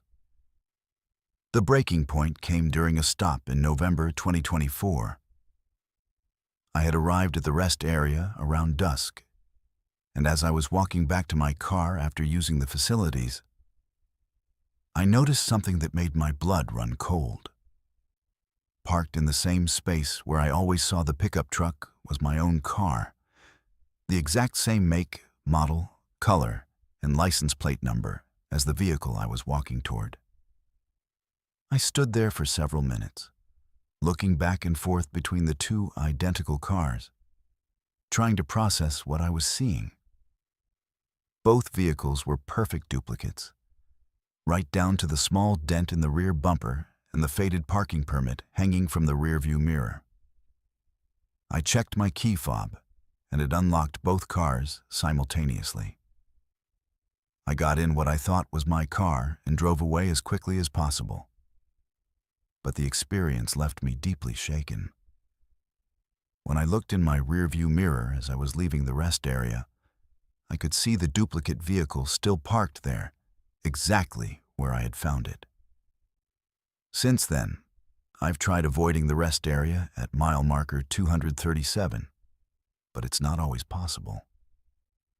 Sometimes when I'm driving that route, I find myself pulling into the facility without consciously deciding to stop, as if my car is following some kind of predetermined path. Other times, I'll deliberately drive past, only to discover that I'm somehow sitting in the parking lot with no memory of taking the exit. I've started documenting everything, keeping detailed logs of my travels, taking GPS readings, recording video during my drives through that section of highway. But the evidence is inconsistent and confusing. Sometimes the rest area shows up in my documentation, sometimes it doesn't. Sometimes my devices record normal travel times through that area, sometimes they show impossible temporal anomalies. The most recent incident happened just last month. I was driving the route during a snowstorm, and visibility was poor enough that I almost missed the exit for mile marker 237. But as I passed the location where the rest area should be, I caught a glimpse of something through the swirling snow. For just a moment, I could see the familiar building and parking lot. But they appeared to be overlaid with images of empty farmland, like two photographs printed on top of each other. I pulled over at the next exit and called my wife, trying to explain what I'd been experiencing over the past year. She listened patiently, but suggested I should see a doctor, maybe get checked for stress or fatigue-related issues. She's probably right. But I know what I've seen and experienced. I still drive I-70 through Kansas regularly for work, and the rest area is still there at mile marker 237. I still see the same people doing the same things, and I still experience the time distortions and impossible coincidences. I've learned to expect it now, but I haven't learned to understand it. Sometimes I wonder if I'm trapped in the same kind of loop as the other people I see there. endlessly repeating the same actions, the same conversations, the same routine stops along a highway that exists in some space between reality and something else entirely. My name is Jessica, and I've always considered myself a pretty independent person. At 24, I'd driven cross-country by myself twice, backpacked through Europe alone for 3 months, and never really felt unsafe or vulnerable in unfamiliar situations. I pride myself on being smart about personal safety and trusting my instincts when something doesn't feel right. But what happened to me at a rest stop in West Texas taught me that sometimes even the most careful precautions aren't enough. This was back in August of 2023, when I was driving from Los Angeles back to my hometown in North Carolina after finishing graduate school at UCLA. I decided to make the drive alone as a kind of personal celebration, a solo road trip to mark the transition between my student years and starting my career. I'd planned the route carefully, booking hotels in advance and timing my drives to avoid being on the road late at night in unfamiliar areas. But sometimes plans don't work out the way you expect them to. I'd gotten a late start leaving El Paso that morning due to car trouble, a slow leak in one of my tires that required a stop at a service station and a longer than expected wait for repairs. By the time I was back on I-10 heading east, it was already past noon, and I knew I'd be driving later into the evening than I'd originally planned. The drive across West Texas is long and monotonous under the best circumstances, but doing it alone with the pressure of making up lost time made it even more tedious. Mile after mile of empty desert landscape, broken up only by the occasional truck stop or tiny town. The sun was setting by the time I reached the stretch between Fort Stockton and Junction, and I was starting to feel the fatigue that comes from driving all day. Around 10 p.m., I realized I desperately needed a break. I'd been pushing myself to make good time, surviving on gas station coffee and energy bars. But my concentration was starting to slip, and I was having trouble staying focused on the road. When I saw signs for a 24-hour rest stop ahead, I decided it would be smart to pull over, stretch my legs, grab some proper food, and maybe take a short nap in my car before continuing. The rest stop was one of those larger commercial facilities that catered to long-haul truckers as well as regular travelers. Multiple buildings with a restaurant, convenience store, fuel pumps, and shower facilities. There were quite a few vehicles in the parking lot despite the late hour, which made me feel safer about stopping. Plenty of people around, well-lit area, and the kind of busy, commercial atmosphere that usually discourages trouble. I parked near the main building and went inside to use the restroom and buy some real food. The convenience store was typical for this type of facility. Aisles of snacks, drinks, and travel supplies, along with a small selection of hot food items under heat lamps. There were several other customers browsing around, mostly truckers and other late-night travelers like myself. The person behind the counter appeared to be some kind of manager or supervisor, rather than a regular cashier. He was a man in his 40s, wearing a polo shirt with the facility's logo, and a name tag that identified him as Bill Night Manager. He seemed friendly and professional when I paid for my sandwich and drink, making the kind of small talk you'd expect from someone in a customer service role. "Long drive tonight?" he asked as he rang up my purchases. "Yeah, trying to make it to San Antonio," I replied, which was true. I had a hotel reservation there for the night. "That's still a couple hours from here," he said. "You sure you're not too tired? We get a lot of accidents on this stretch when people push themselves too hard." I appreciated the concern, even though it seemed a bit forward for casual conversation with a customer. "I'll be fine," I said. "Just needed to grab some food and stretch my legs." "Well, be careful out there," he said, handing me my receipt. "It gets pretty desolate between here and San Antonio, especially this late at night." I thanked him and headed back outside to eat my food in my car before getting back on the road. The parking lot was still busy, with trucks coming and going regularly, and I felt comfortable sitting there for a while to eat and rest. That's when I noticed Bill, the night manager, had followed me outside. He wasn't being obvious about it, but I could see him through my rearview mirror, standing near the building entrance and looking in my direction. When I turned around to look directly at him, he would glance away or pretend to be busy with something else, but I could tell his attention kept returning to me and my car. This made me slightly uncomfortable, but I tried to rationalize it. Maybe he was just being conscientious about security, keeping an eye on the parking lot and the customers. Maybe he'd had problems with people loitering or causing trouble, and he was just making sure everything stayed peaceful. But as I continued eating, I noticed he was gradually moving closer to my car. Not in a direct line, but in a casual, wandering pattern that slowly brought him nearer to where I was parked.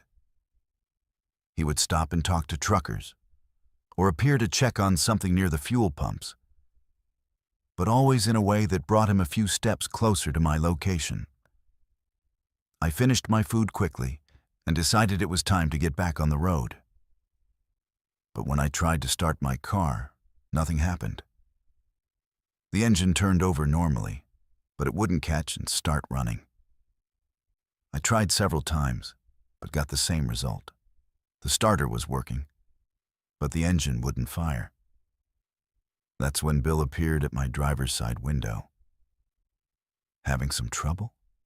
he asked with what seemed like genuine concern. I rolled down the window part way. "The engine won't start," I said. "It was running fine when I got here." "Pop the hood," he said. "Let me take a look. I know a bit about cars." I hesitated for a moment, but I was genuinely stuck and needed help. I pulled the hood release and got out of the car to watch as he examined the engine bay with a small flashlight. "I think I see the problem," he said after a few minutes. "Looks like your battery cable came loose. Probably just vibrated loose from all the highway driving." He showed me what he was talking about, pointing to a cable that had apparently disconnected from the battery terminal. It seemed plausible. These things happen, especially on older cars like mine. "I can fix this for you," he said, pulling some tools from his pocket. "Just take a minute to tighten it back up." While he worked on the car, he started asking questions that made me increasingly uncomfortable. "So, you're driving to San Antonio tonight?" he asked. "You got family there?" "Just passing through," I said vaguely. "Long trip by yourself," he commented. "You must be pretty brave, driving alone through this part of Texas. Not many young ladies would attempt that." There was something about the way he said, "young ladies," that set off alarm bells in my head. The tone was condescending and slightly predatory, like he was commenting on my vulnerability rather than expressing admiration for my independence. "Where did you say you were coming from?" he continued as he worked. "I didn't say," I replied, trying to keep my voice polite but firm. "California plates," he observed, glancing at my license plate. "Long way from home. You got somewhere to stay tonight, or are you planning to drive straight through?" I didn't answer this question. Something about his persistence in asking personal details about my travel plans was making me very nervous. These weren't the kind of casual questions you'd expect from someone just making conversation while helping with car trouble. "There," he said, straightening up and closing the hood. "That should do it. Try starting her up now." I got back in the car and turned the key. The engine started immediately, running smoothly as if there had never been any problem at all. "Thank you so much," I said through the partially open window. "I really appreciate the help." "No problem at all," he replied. But instead of stepping back to let me leave, he moved closer to the car. You know, I'm a little concerned about you driving alone this late at night. This stretch of highway can be dangerous for a young woman by herself. I'll be fine, I said, putting the car in reverse. Thanks again for your help. But he didn't move away from the car. Instead, he leaned down closer to my window, close enough that I could smell coffee and cigarettes on his breath. The thing is, he said, his voice taking on a different tone, less helpful, more insistent. I've been watching you since you got here, and I can tell you're nervous. Maybe a little scared. That's not safe when you're driving alone at night. I felt a chill run down my spine. I need to get going, I said firmly, hoping he would take the hint and step away from the car. You know what I think? He continued, completely ignoring my attempt to end the conversation. I think you should stay here tonight. We've got a driver's lounge with cots, real secure, and I could keep an eye on you, make sure nothing happens. The way he said, keep an eye on you, made my skin crawl. This was definitely not a genuine offer of assistance. This was something else entirely. That's very kind. But I really need to go, I said, my voice getting sharper with anxiety. The thing is, he said. Now his tone was becoming openly threatening. I don't think your car is going to make it very far. That battery cable I fixed? It's going to come loose again real soon. Probably within the next few miles. I stared at him through the window, finally understanding what was happening. He hadn't fixed a loose battery cable. He had disconnected it in the first place. He had deliberately sabotaged my car to create a situation where I would need his help. And now he was threatening to do it again if I didn't comply with his suggestions. I know this area real well, he continued, his hand resting on the roof of my car in a way that made it clear he could prevent me from leaving if he wanted to. Real isolated between here and the next town. If your car breaks down out there, it could be hours before anyone finds you. Dangerous things can happen to a young woman stranded alone on a dark highway. I realized I was in serious trouble. This man had disabled my car, lured me into a vulnerable situation, and was now making it clear that he had no intention of letting me leave safely. The parking lot that had seemed so busy and safe when I arrived now felt isolated and threatening. The other customers and truckers were far away, focused on their own business, and unlikely to notice or intervene in what appeared to be a casual conversation between a helpful manager and a customer. I made a split-second decision.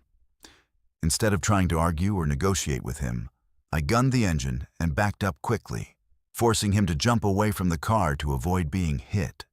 I threw the transmission into drive and floored the accelerator, heading for the parking lot exit as fast as I could safely manage. In my rearview mirror, I could see him standing in the parking lot, watching me leave. He wasn't running after me or showing any sign of panic or surprise. He was just standing there calmly, like this was exactly the outcome he had expected. I drove for the next 2 hours without stopping, checking my mirrors constantly to make sure I wasn't being followed. Every time I saw headlights behind me, my heart would race until the vehicle passed me or turned off at an exit. The car ran perfectly the entire way to San Antonio, with no sign of the battery problems he had threatened. When I finally reached my hotel, I was shaking so badly I could barely hold my key card, steady enough to unlock my room. I called the Texas State Police and reported the incident, giving them the location of the rest stop and a description of the man who had threatened me. The dispatcher took my report seriously and said they would send a trooper to check on the facility, but I never heard back about whether they found anything suspicious. I also called the corporate headquarters of the truck stop chain the next morning and reported what had happened. They claimed to have no employee named Bill working as a night manager at that location, and said they would investigate the incident. Again, I never received any follow-up information. The experience taught me that predators can be incredibly sophisticated in their methods. This wasn't some random criminal who spotted an opportunity. This was someone who had clearly done this before. Someone who knew exactly how to create a situation where a victim would be isolated and vulnerable. If I hadn't trusted my instincts and acted quickly when I realized what was happening, I hate to think about how that night might have ended. I finished my drive to North Carolina without any further incidents. But I never forgot the lesson I learned at that rest stop in West Texas. Sometimes the people who seem most helpful are the ones you need to fear the most. And sometimes the only thing that stands between you and real danger is your willingness to trust your instincts and act on them immediately, even when it means being rude or appearing ungrateful. I still make long solo drives, but I'm much more careful now about when and where I stop, especially late at night in remote areas. And I always trust that little voice in my head that tells me when something isn't right. Even when I can't put my finger on exactly what's bothering me about a situation. My name is Catherine, and I work as a pediatric nurse at a children's hospital in Minneapolis. My job has taught me to be observant and detail-oriented, especially when it comes to families and children. I'm trained to notice things that might be wrong or out of place, whether it's signs of abuse, neglect, or just unusual behavior that might indicate a medical or psychological problem. That training is probably why I paid such close attention to what happened at a rest stop in South Dakota during the summer of 2022, and why I'm still haunted by what I witnessed there. My husband Mark and I were taking our twin 8-year-old boys, Connor and Tyler, on a vacation to see Mount Rushmore in the Badlands. We'd planned the trip as a long weekend getaway, driving from Minneapolis to Rapid City and spending 3 days exploring the Black Hills region. It was the kind of family adventure we'd been looking forward to all summer, and the boys were excited about seeing the famous monuments and learning about Native American history. We left Minneapolis early on a Friday morning in July, planning to make the drive in one day with a few stops along the way to break up the long hours in the car. The weather was perfect for road tripping. Sunny and warm, but not too hot, with clear skies stretching endlessly over the prairie landscape. Traffic was light on I-90 westbound, and we were making good time through southern Minnesota and into South Dakota. Around noon, we stopped for lunch at a large, well-maintained rest area near Mitchell, South Dakota. It was one of those newer facilities that South Dakota has built specifically to accommodate tourist traffic. Spacious parking areas, modern restrooms, picnic pavilions, and informational displays about local attractions. The place was busy with other families and travelers, which created a pleasant, festive atmosphere that reminded me why I love summer road trips. We found a picnic table in partial shade and unpacked the lunch we'd brought from home. Sandwiches, fruit, chips, and juice boxes for the boys. Connor and Tyler were getting antsy from being in the car for several hours, so we let them run around and explore the playground equipment while Mark and I relaxed and enjoyed the break from driving.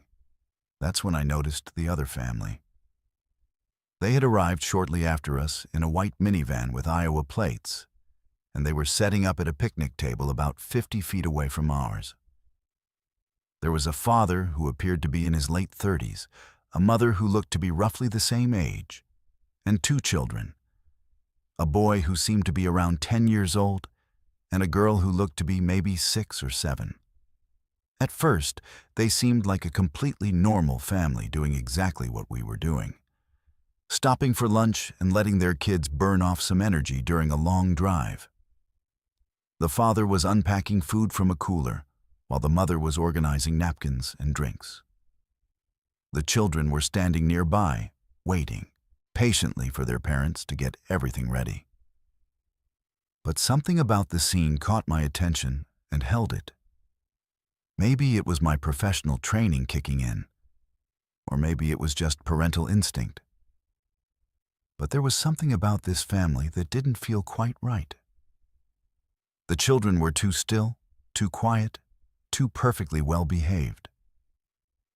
In my experience, kids who have been cooped up in a car for hours are usually bouncing off the walls when they get a chance to run around. But these children were standing in place like little soldiers waiting for orders. The parents weren't talking to each other or to their children, which also seemed unusual for a family on vacation. Most families I see at rest stops are chattering excitedly about their destination, making plans for the rest of their drive, or dealing with the typical minor crises that come with traveling with kids. Bathroom breaks, spilled drinks, arguments about seating arrangements in the car. But this family was conducting their lunch stop in complete silence. I watched them discreetly while Mark and I ate our own lunch and kept an eye on our boys. The father would place items on the picnic table in a very organized, methodical way. First the sandwiches, then the drinks, then the napkins, then the chips. The mother would hand items to the children in what appeared to be a predetermined sequence. Everything they did seemed choreographed, like they were following a script or performing a routine they had practiced many times before.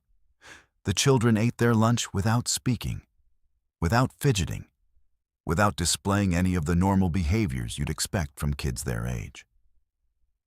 They didn't ask questions, didn't complain about their food, didn't beg to go play on the playground equipment.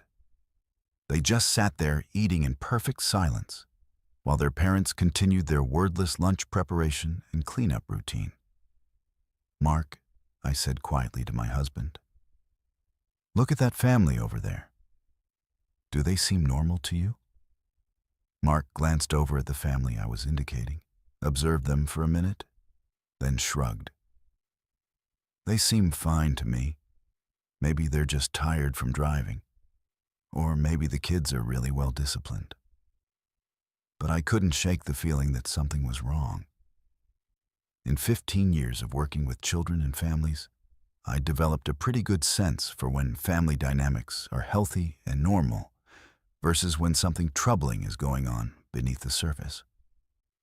This family set off every instinctive alarm I had. I continued watching them as we finished our own lunch and started packing up our picnic supplies. The other family completed their meal and began cleaning up with the same methodical precision they had shown during setup. The father packed the cooler while the mother disposed of trash and wiped down the table. The children stood quietly beside the picnic table, waiting for their parents to finish. Then they started walking toward the main rest stop building. This should have been completely normal. Families use rest stop facilities all the time for bathroom breaks, to buy snacks, to stretch their legs, and look at tourist information. But something about the way this family moved bothered me intensely. They walked in a perfectly straight line with the father in front, followed by the mother, then the two children. Their spacing was exactly even, their pace was identical, and none of them looked around or deviated from their path in any way. It reminded me of a military formation or a funeral procession. Formal, rigid, and completely unnatural for a family with young children. I found myself getting up from our picnic table and following them at a distance, telling Mark I wanted to use the restroom before we got back on the road. But really, I was compelled to keep watching this family because everything about their behavior was triggering my professional instincts about situations where children might be in danger. I watched them walk across the parking lot, maintaining their perfect formation, heading directly toward the main building that housed the restrooms and visitor information center. They never wavered from their straight-line path, never paused to look at anything, never interacted with each other or with any of the other people in the area. But here's the thing that still gives me nightmares. They never made it to the building. I was maybe 30 feet behind them, walking at a normal pace while they maintained their mechanical march toward the facilities. There were dozens of other people in the area, families with children, elderly couples, truckers, tourists, all moving around the rest stop in the typical casual patterns you'd expect. The parking lot was busy, but not crowded, and visibility was excellent under the bright afternoon sun. The family was about 20 feet from the entrance to the main building when they simply vanished. I don't mean they went inside the building or walked around to a different entrance or got distracted and changed direction. I mean they disappeared completely, instantaneously in broad daylight, with clear lines of sight in all directions. 1 second I could see all 4 of them walking in their rigid formation toward the building entrance. I blinked, and they were gone. Not inside the building, not behind another vehicle, not around a corner. Completely gone, as if they had never existed at all. I stood there in shock for several minutes, looking around frantically for any sign of where they could have gone. I walked to the building entrance and looked inside. They weren't there.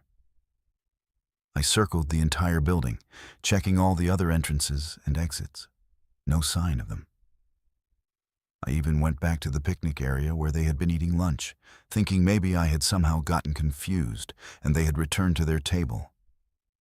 But their white minivan was still parked where they had left it, and there was no trace of them anywhere. By this time, Mark had noticed that I'd been gone for a while and had come looking for me with Connor and Tyler in tow.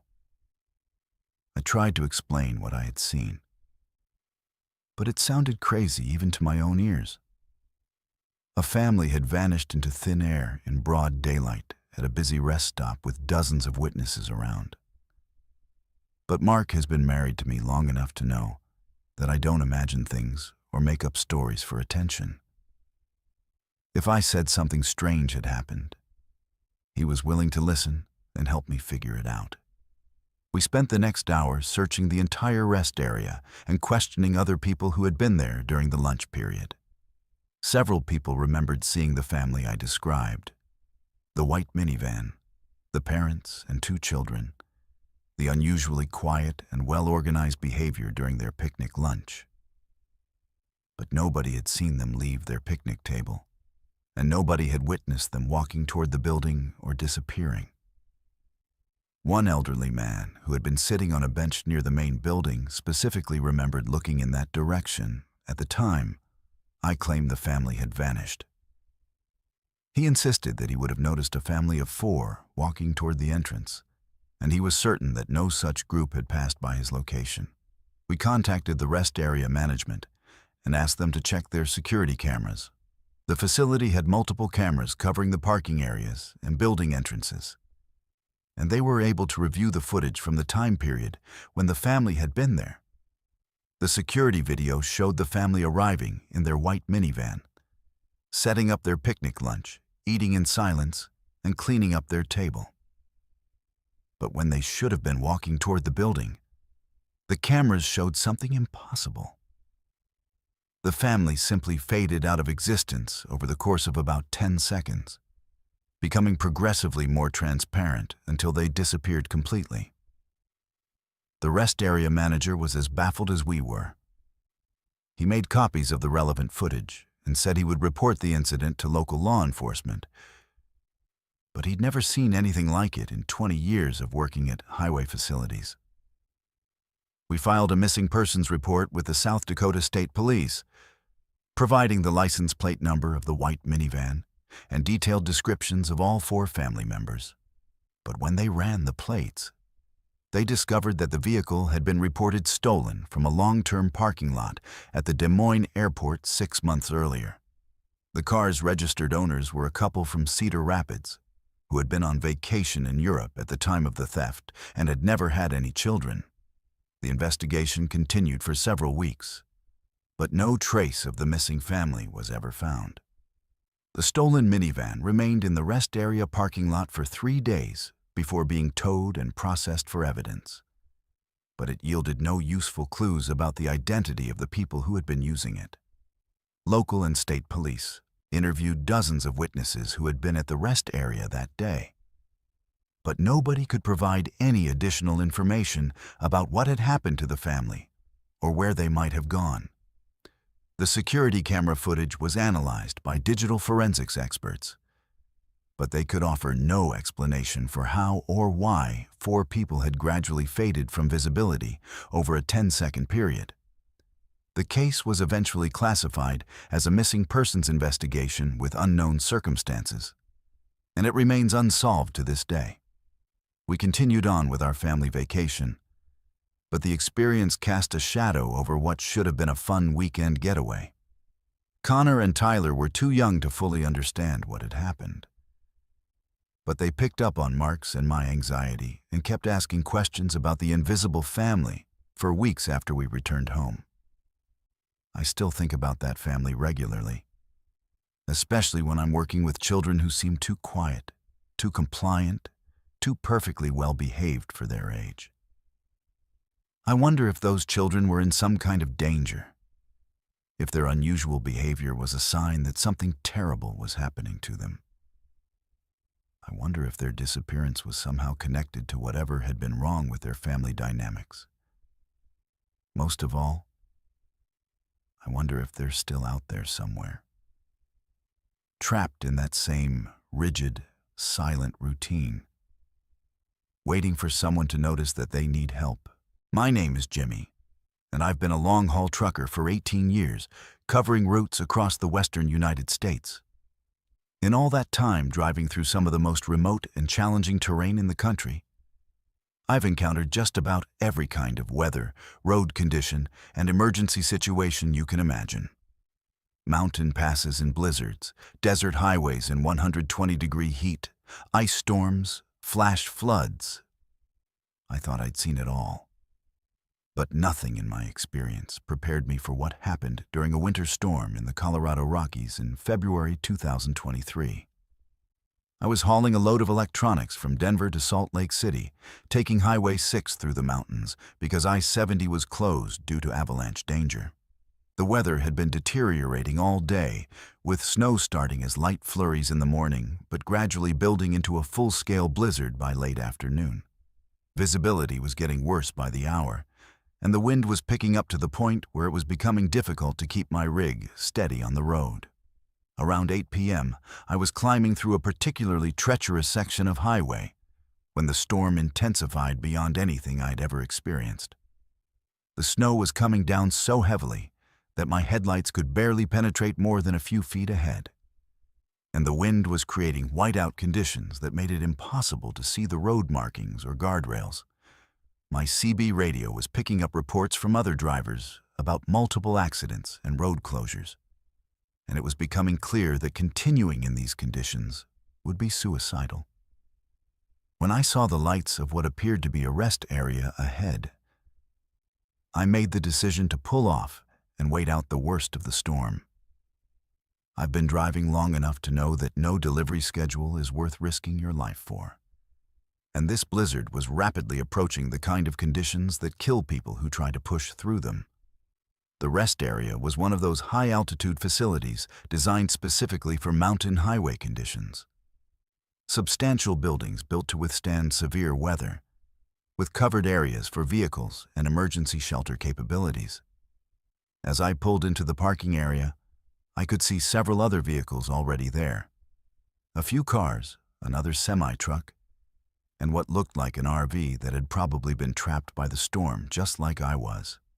I parked my rig in a spot that offered some protection from the wind, and made my way to the main building, fighting through snow that was already knee-deep in the areas where it had drifted. The wind was howling with a ferocity that made it difficult to hear anything else, and the temperature was dropping fast enough that I could feel the cold penetrating through my heavy winter jacket. The building's main entrance was heavy and well sealed against the weather, and when I pushed through it, I was grateful to find myself in a warm, well-lit space that offered obvious refuge from the brutal conditions outside. There were maybe a dozen other people already there. Other stranded travelers who had made the same decision I had to seek shelter rather than risk continuing in the storm. Most of them were huddled in the main lobby area, sitting on benches or standing near the large windows that normally would have offered spectacular views of the mountain landscape, but now showed nothing but swirling snow and darkness. The mood was generally calm but concerned. Everyone understood we were dealing with a serious weather event. but the facility seemed well equipped to handle the situation, and nobody appeared to be panicking. I was settling in for what I figured would be a long night when one of the facility maintenance workers approached me. He was a man in his 50s, wearing the kind of heavy-duty winter clothing that suggested he was accustomed to working in harsh mountain conditions. His name tag identified him as Dave, and he had the weathered look of someone who'd spent years dealing with Colorado winters. "You picked a hell of a night to be traveling," he said with the kind of dark humor that mountain people use to cope with dangerous weather. "Tell me about it," I replied. "Any idea how long this is supposed to last?" "Weather Service is saying it could go on for another 12 to 15 hours, he said, shaking his head. "This is one of the worst storms we've seen in years. You folks are going to be here for a while." He paused and looked around at the growing number of stranded travelers filling up the main lobby area. "Actually," he continued, "if you're interested, I can show you to a warmer area downstairs. It's not open to the public normally, but we use it for situations like this, when we've got a lot of people who need to stay overnight." The offer sounded reasonable, and the main lobby was getting pretty crowded and noisy with all the stranded travelers. The idea of a quieter, warmer space to wait out the storm was definitely appealing. "That would be great," I said. "Lead the way." Dave led me to a door marked "Authorized Personnel Only" that I hadn't noticed before, tucked away in an alcove near the restrooms. He produced a set of keys and unlocked it, revealing a staircase that descended into what appeared to be a basement level of the facility.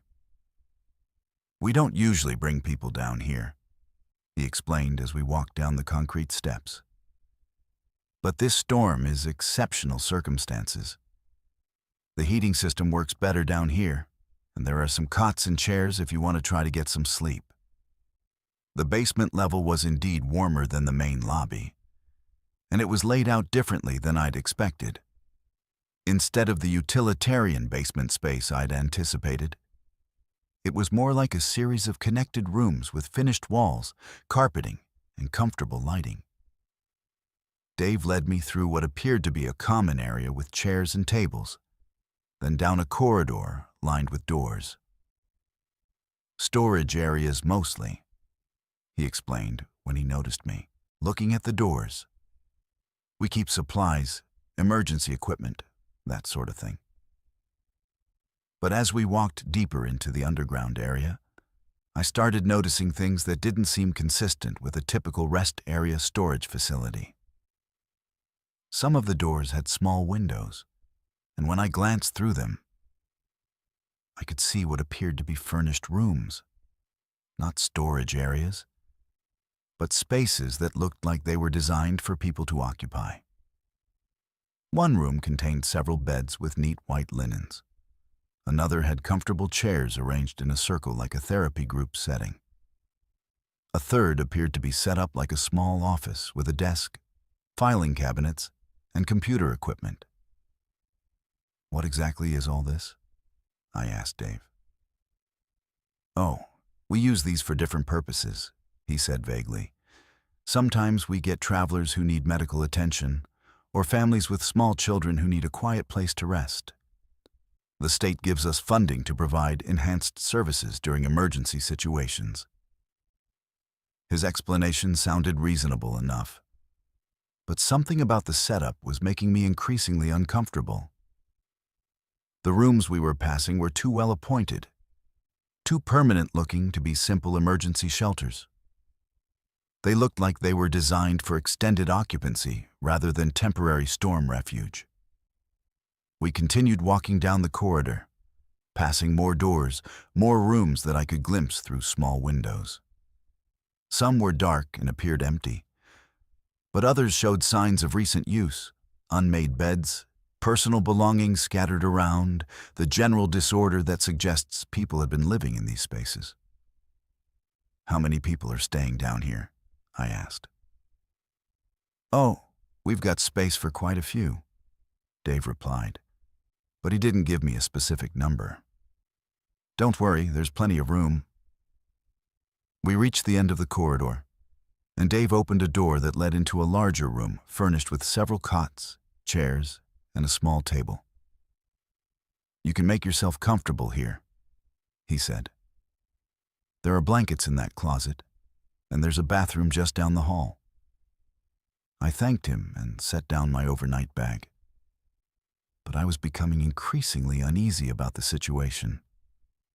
Something about this underground facility didn't feel right, and Dave's evasive answers to my questions were setting off alarm bells in my head.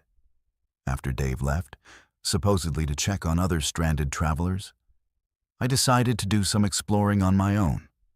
I walked back down the corridor we'd come through, taking a closer look at the rooms through their windows. What I saw made my blood run cold. The rooms weren't just furnished, they were personalized. Some contained family photographs, children's toys, clothing hung in closets, and other personal belongings that suggested people had been living in these spaces for extended periods. This wasn't an emergency shelter operation. It was something else entirely. In one room, I could see suitcases and travel bags stacked neatly against one wall, with license plates from different states mounted on the wall like trophies. Another room contained what appeared to be driver's licenses, credit cards, and other identification documents arranged in clear plastic sleeves like a collection. I tried the handle on one of the doors and found it unlocked. Inside, the room was set up like a small apartment with a bed, dresser, small refrigerator, and television. On the dresser were family photos showing what appeared to be a middle-aged couple with 2 teenage children, along with travel brochures for various national parks and tourist destinations. But the most disturbing discovery was a bulletin board mounted on one wall that contained what appeared to be missing person flyers. Dozens of them, all featuring photos of individuals and families who had disappeared while traveling through Colorado and surrounding states. Some of the flyers were yellowed with age, suggesting they'd been there for years. I backed out of the room quickly and continued down the corridor, my heart racing as I began to understand what this place really was. This wasn't a rest area with emergency shelter capabilities. It was some kind of collection point where travelers who got stranded during storms were brought and never allowed to leave. The personal belongings, the identification documents, the missing person flyers, they all pointed to the same horrifying conclusion. Dave, and whoever else was running this operation, were using severe weather events as opportunities to trap vulnerable travelers, people who would disappear during storms when search and rescue efforts would be delayed or impossible. I needed to get out of there immediately.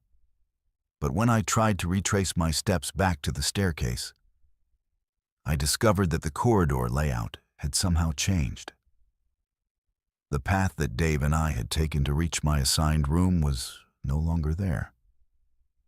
Instead, I found myself in a section of the underground facility that I hadn't seen before.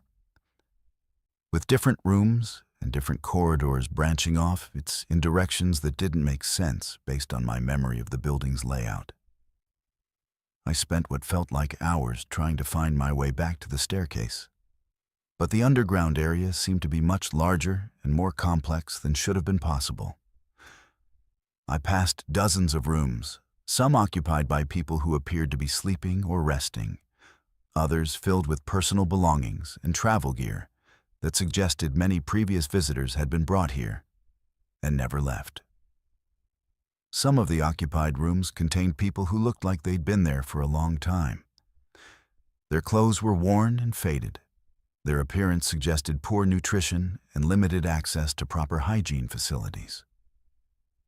When I tried to communicate with them through the windows, they either didn't respond or gave me blank, vacant stares that suggested psychological trauma or medication.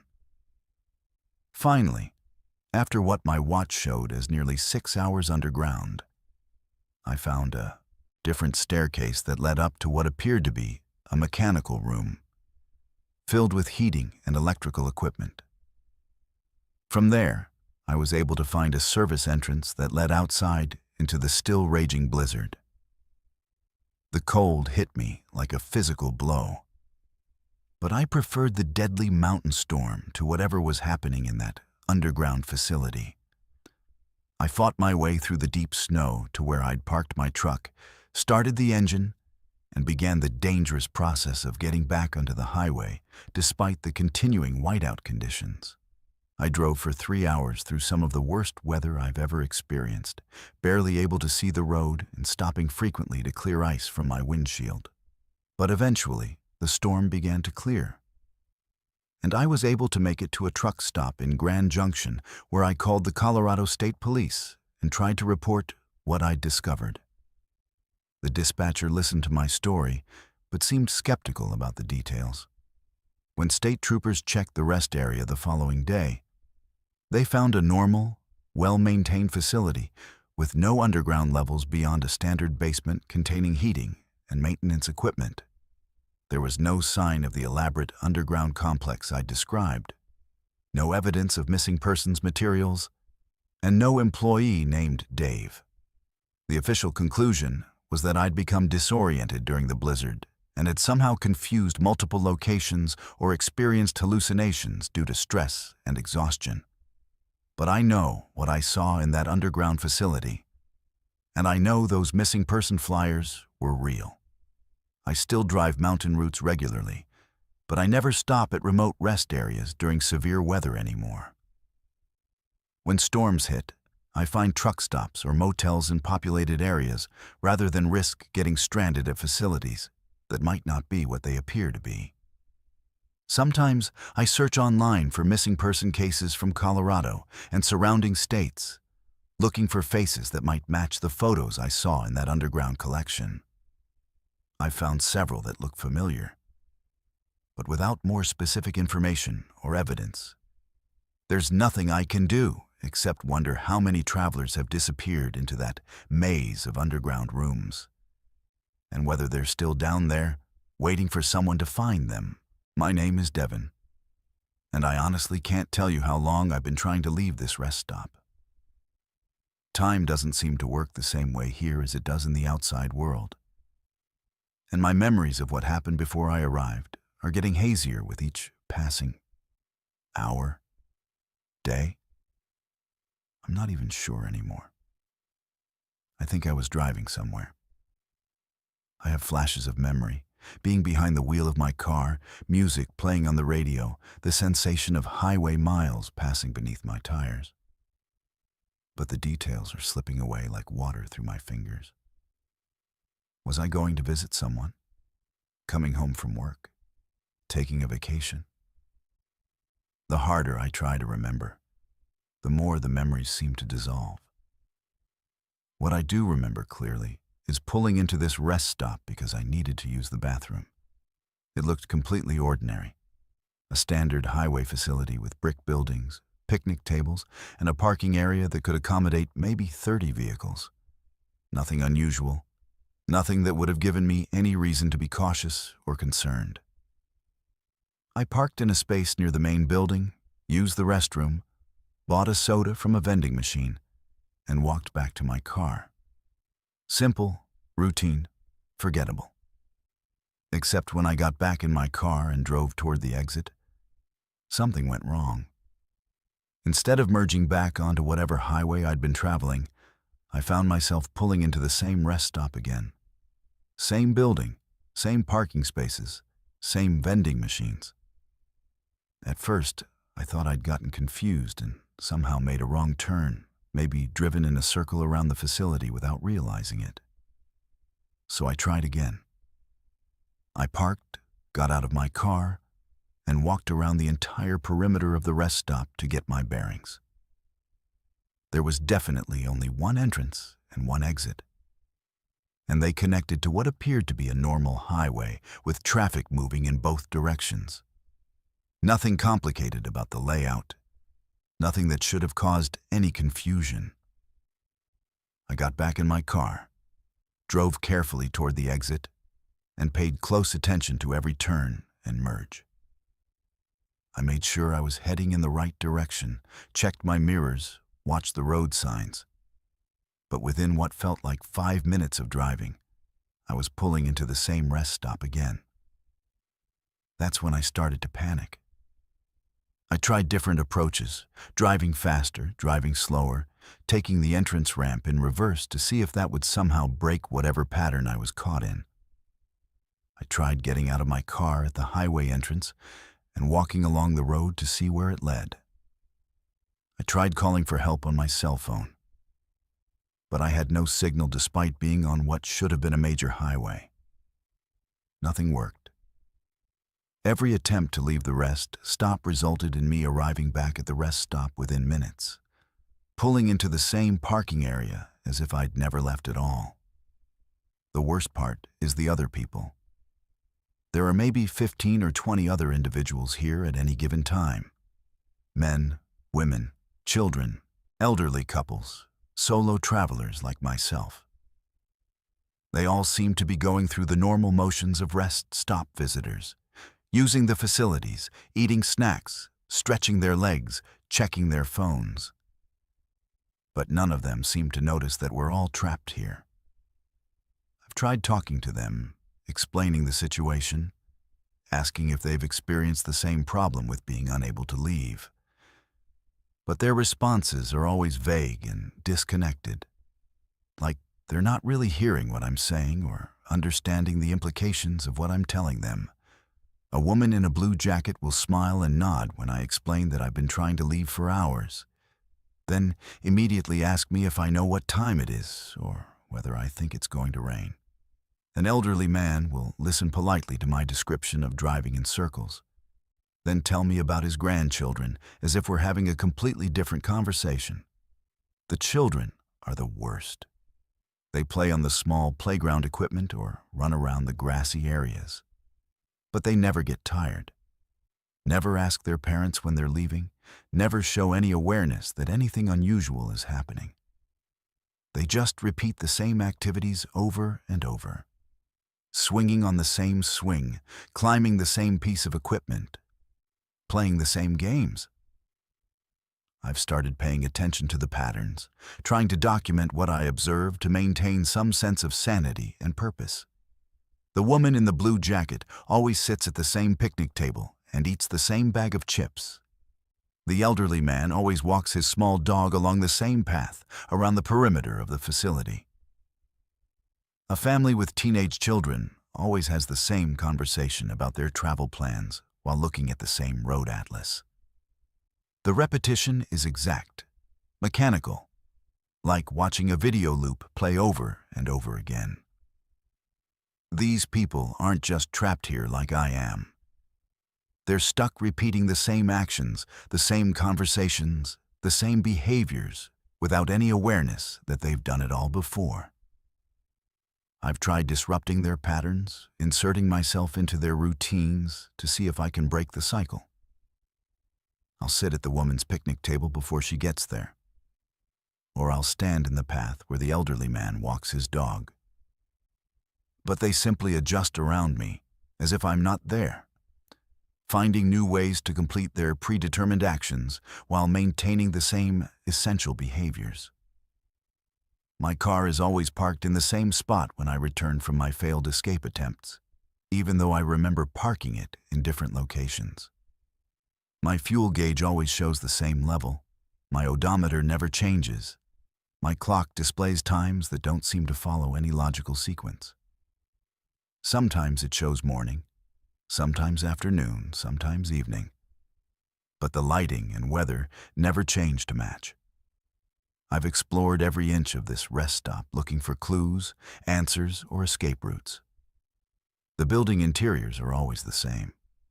Clean restrooms, functioning, vending machines, informational displays about local attractions and highway conditions. But when I read the displays carefully, the information doesn't make sense. The text describes places that don't exist, highways with impossible route numbers, and historical events that I'm sure never happened. There's a bulletin board near the entrance with community announcements and local information, but the content changes in ways that don't follow any pattern I can understand. Sometimes there are flyers for missing persons, sometimes job listings for positions that don't seem real, sometimes event announcements for activities that are supposedly happening right now in multiple different time periods. I found a flyer for a missing person that looked familiar, and when I studied it more closely, I realized it was me. My own photograph, my own name, my own description. According to the flyer, I disappeared 3 months ago while traveling through this area. But that can't be right, because I only arrived here. How long ago? Hours? Days? The more I try to calculate how much time has passed, the more confused I become. There are other missing person flyers too, featuring people I recognize from the rest stop. The woman in the blue jacket, the elderly man with the dog, several members of the family with teenagers. All reported missing at different times over the past several years, all last seen in this general area. I think we're all trapped here together, caught in some kind of temporal loop that prevents us from leaving or even fully understanding our situation.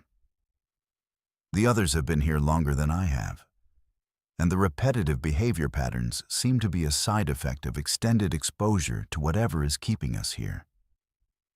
They've lost their awareness of the loop, their memory of their previous lives, their ability to recognize that anything is wrong.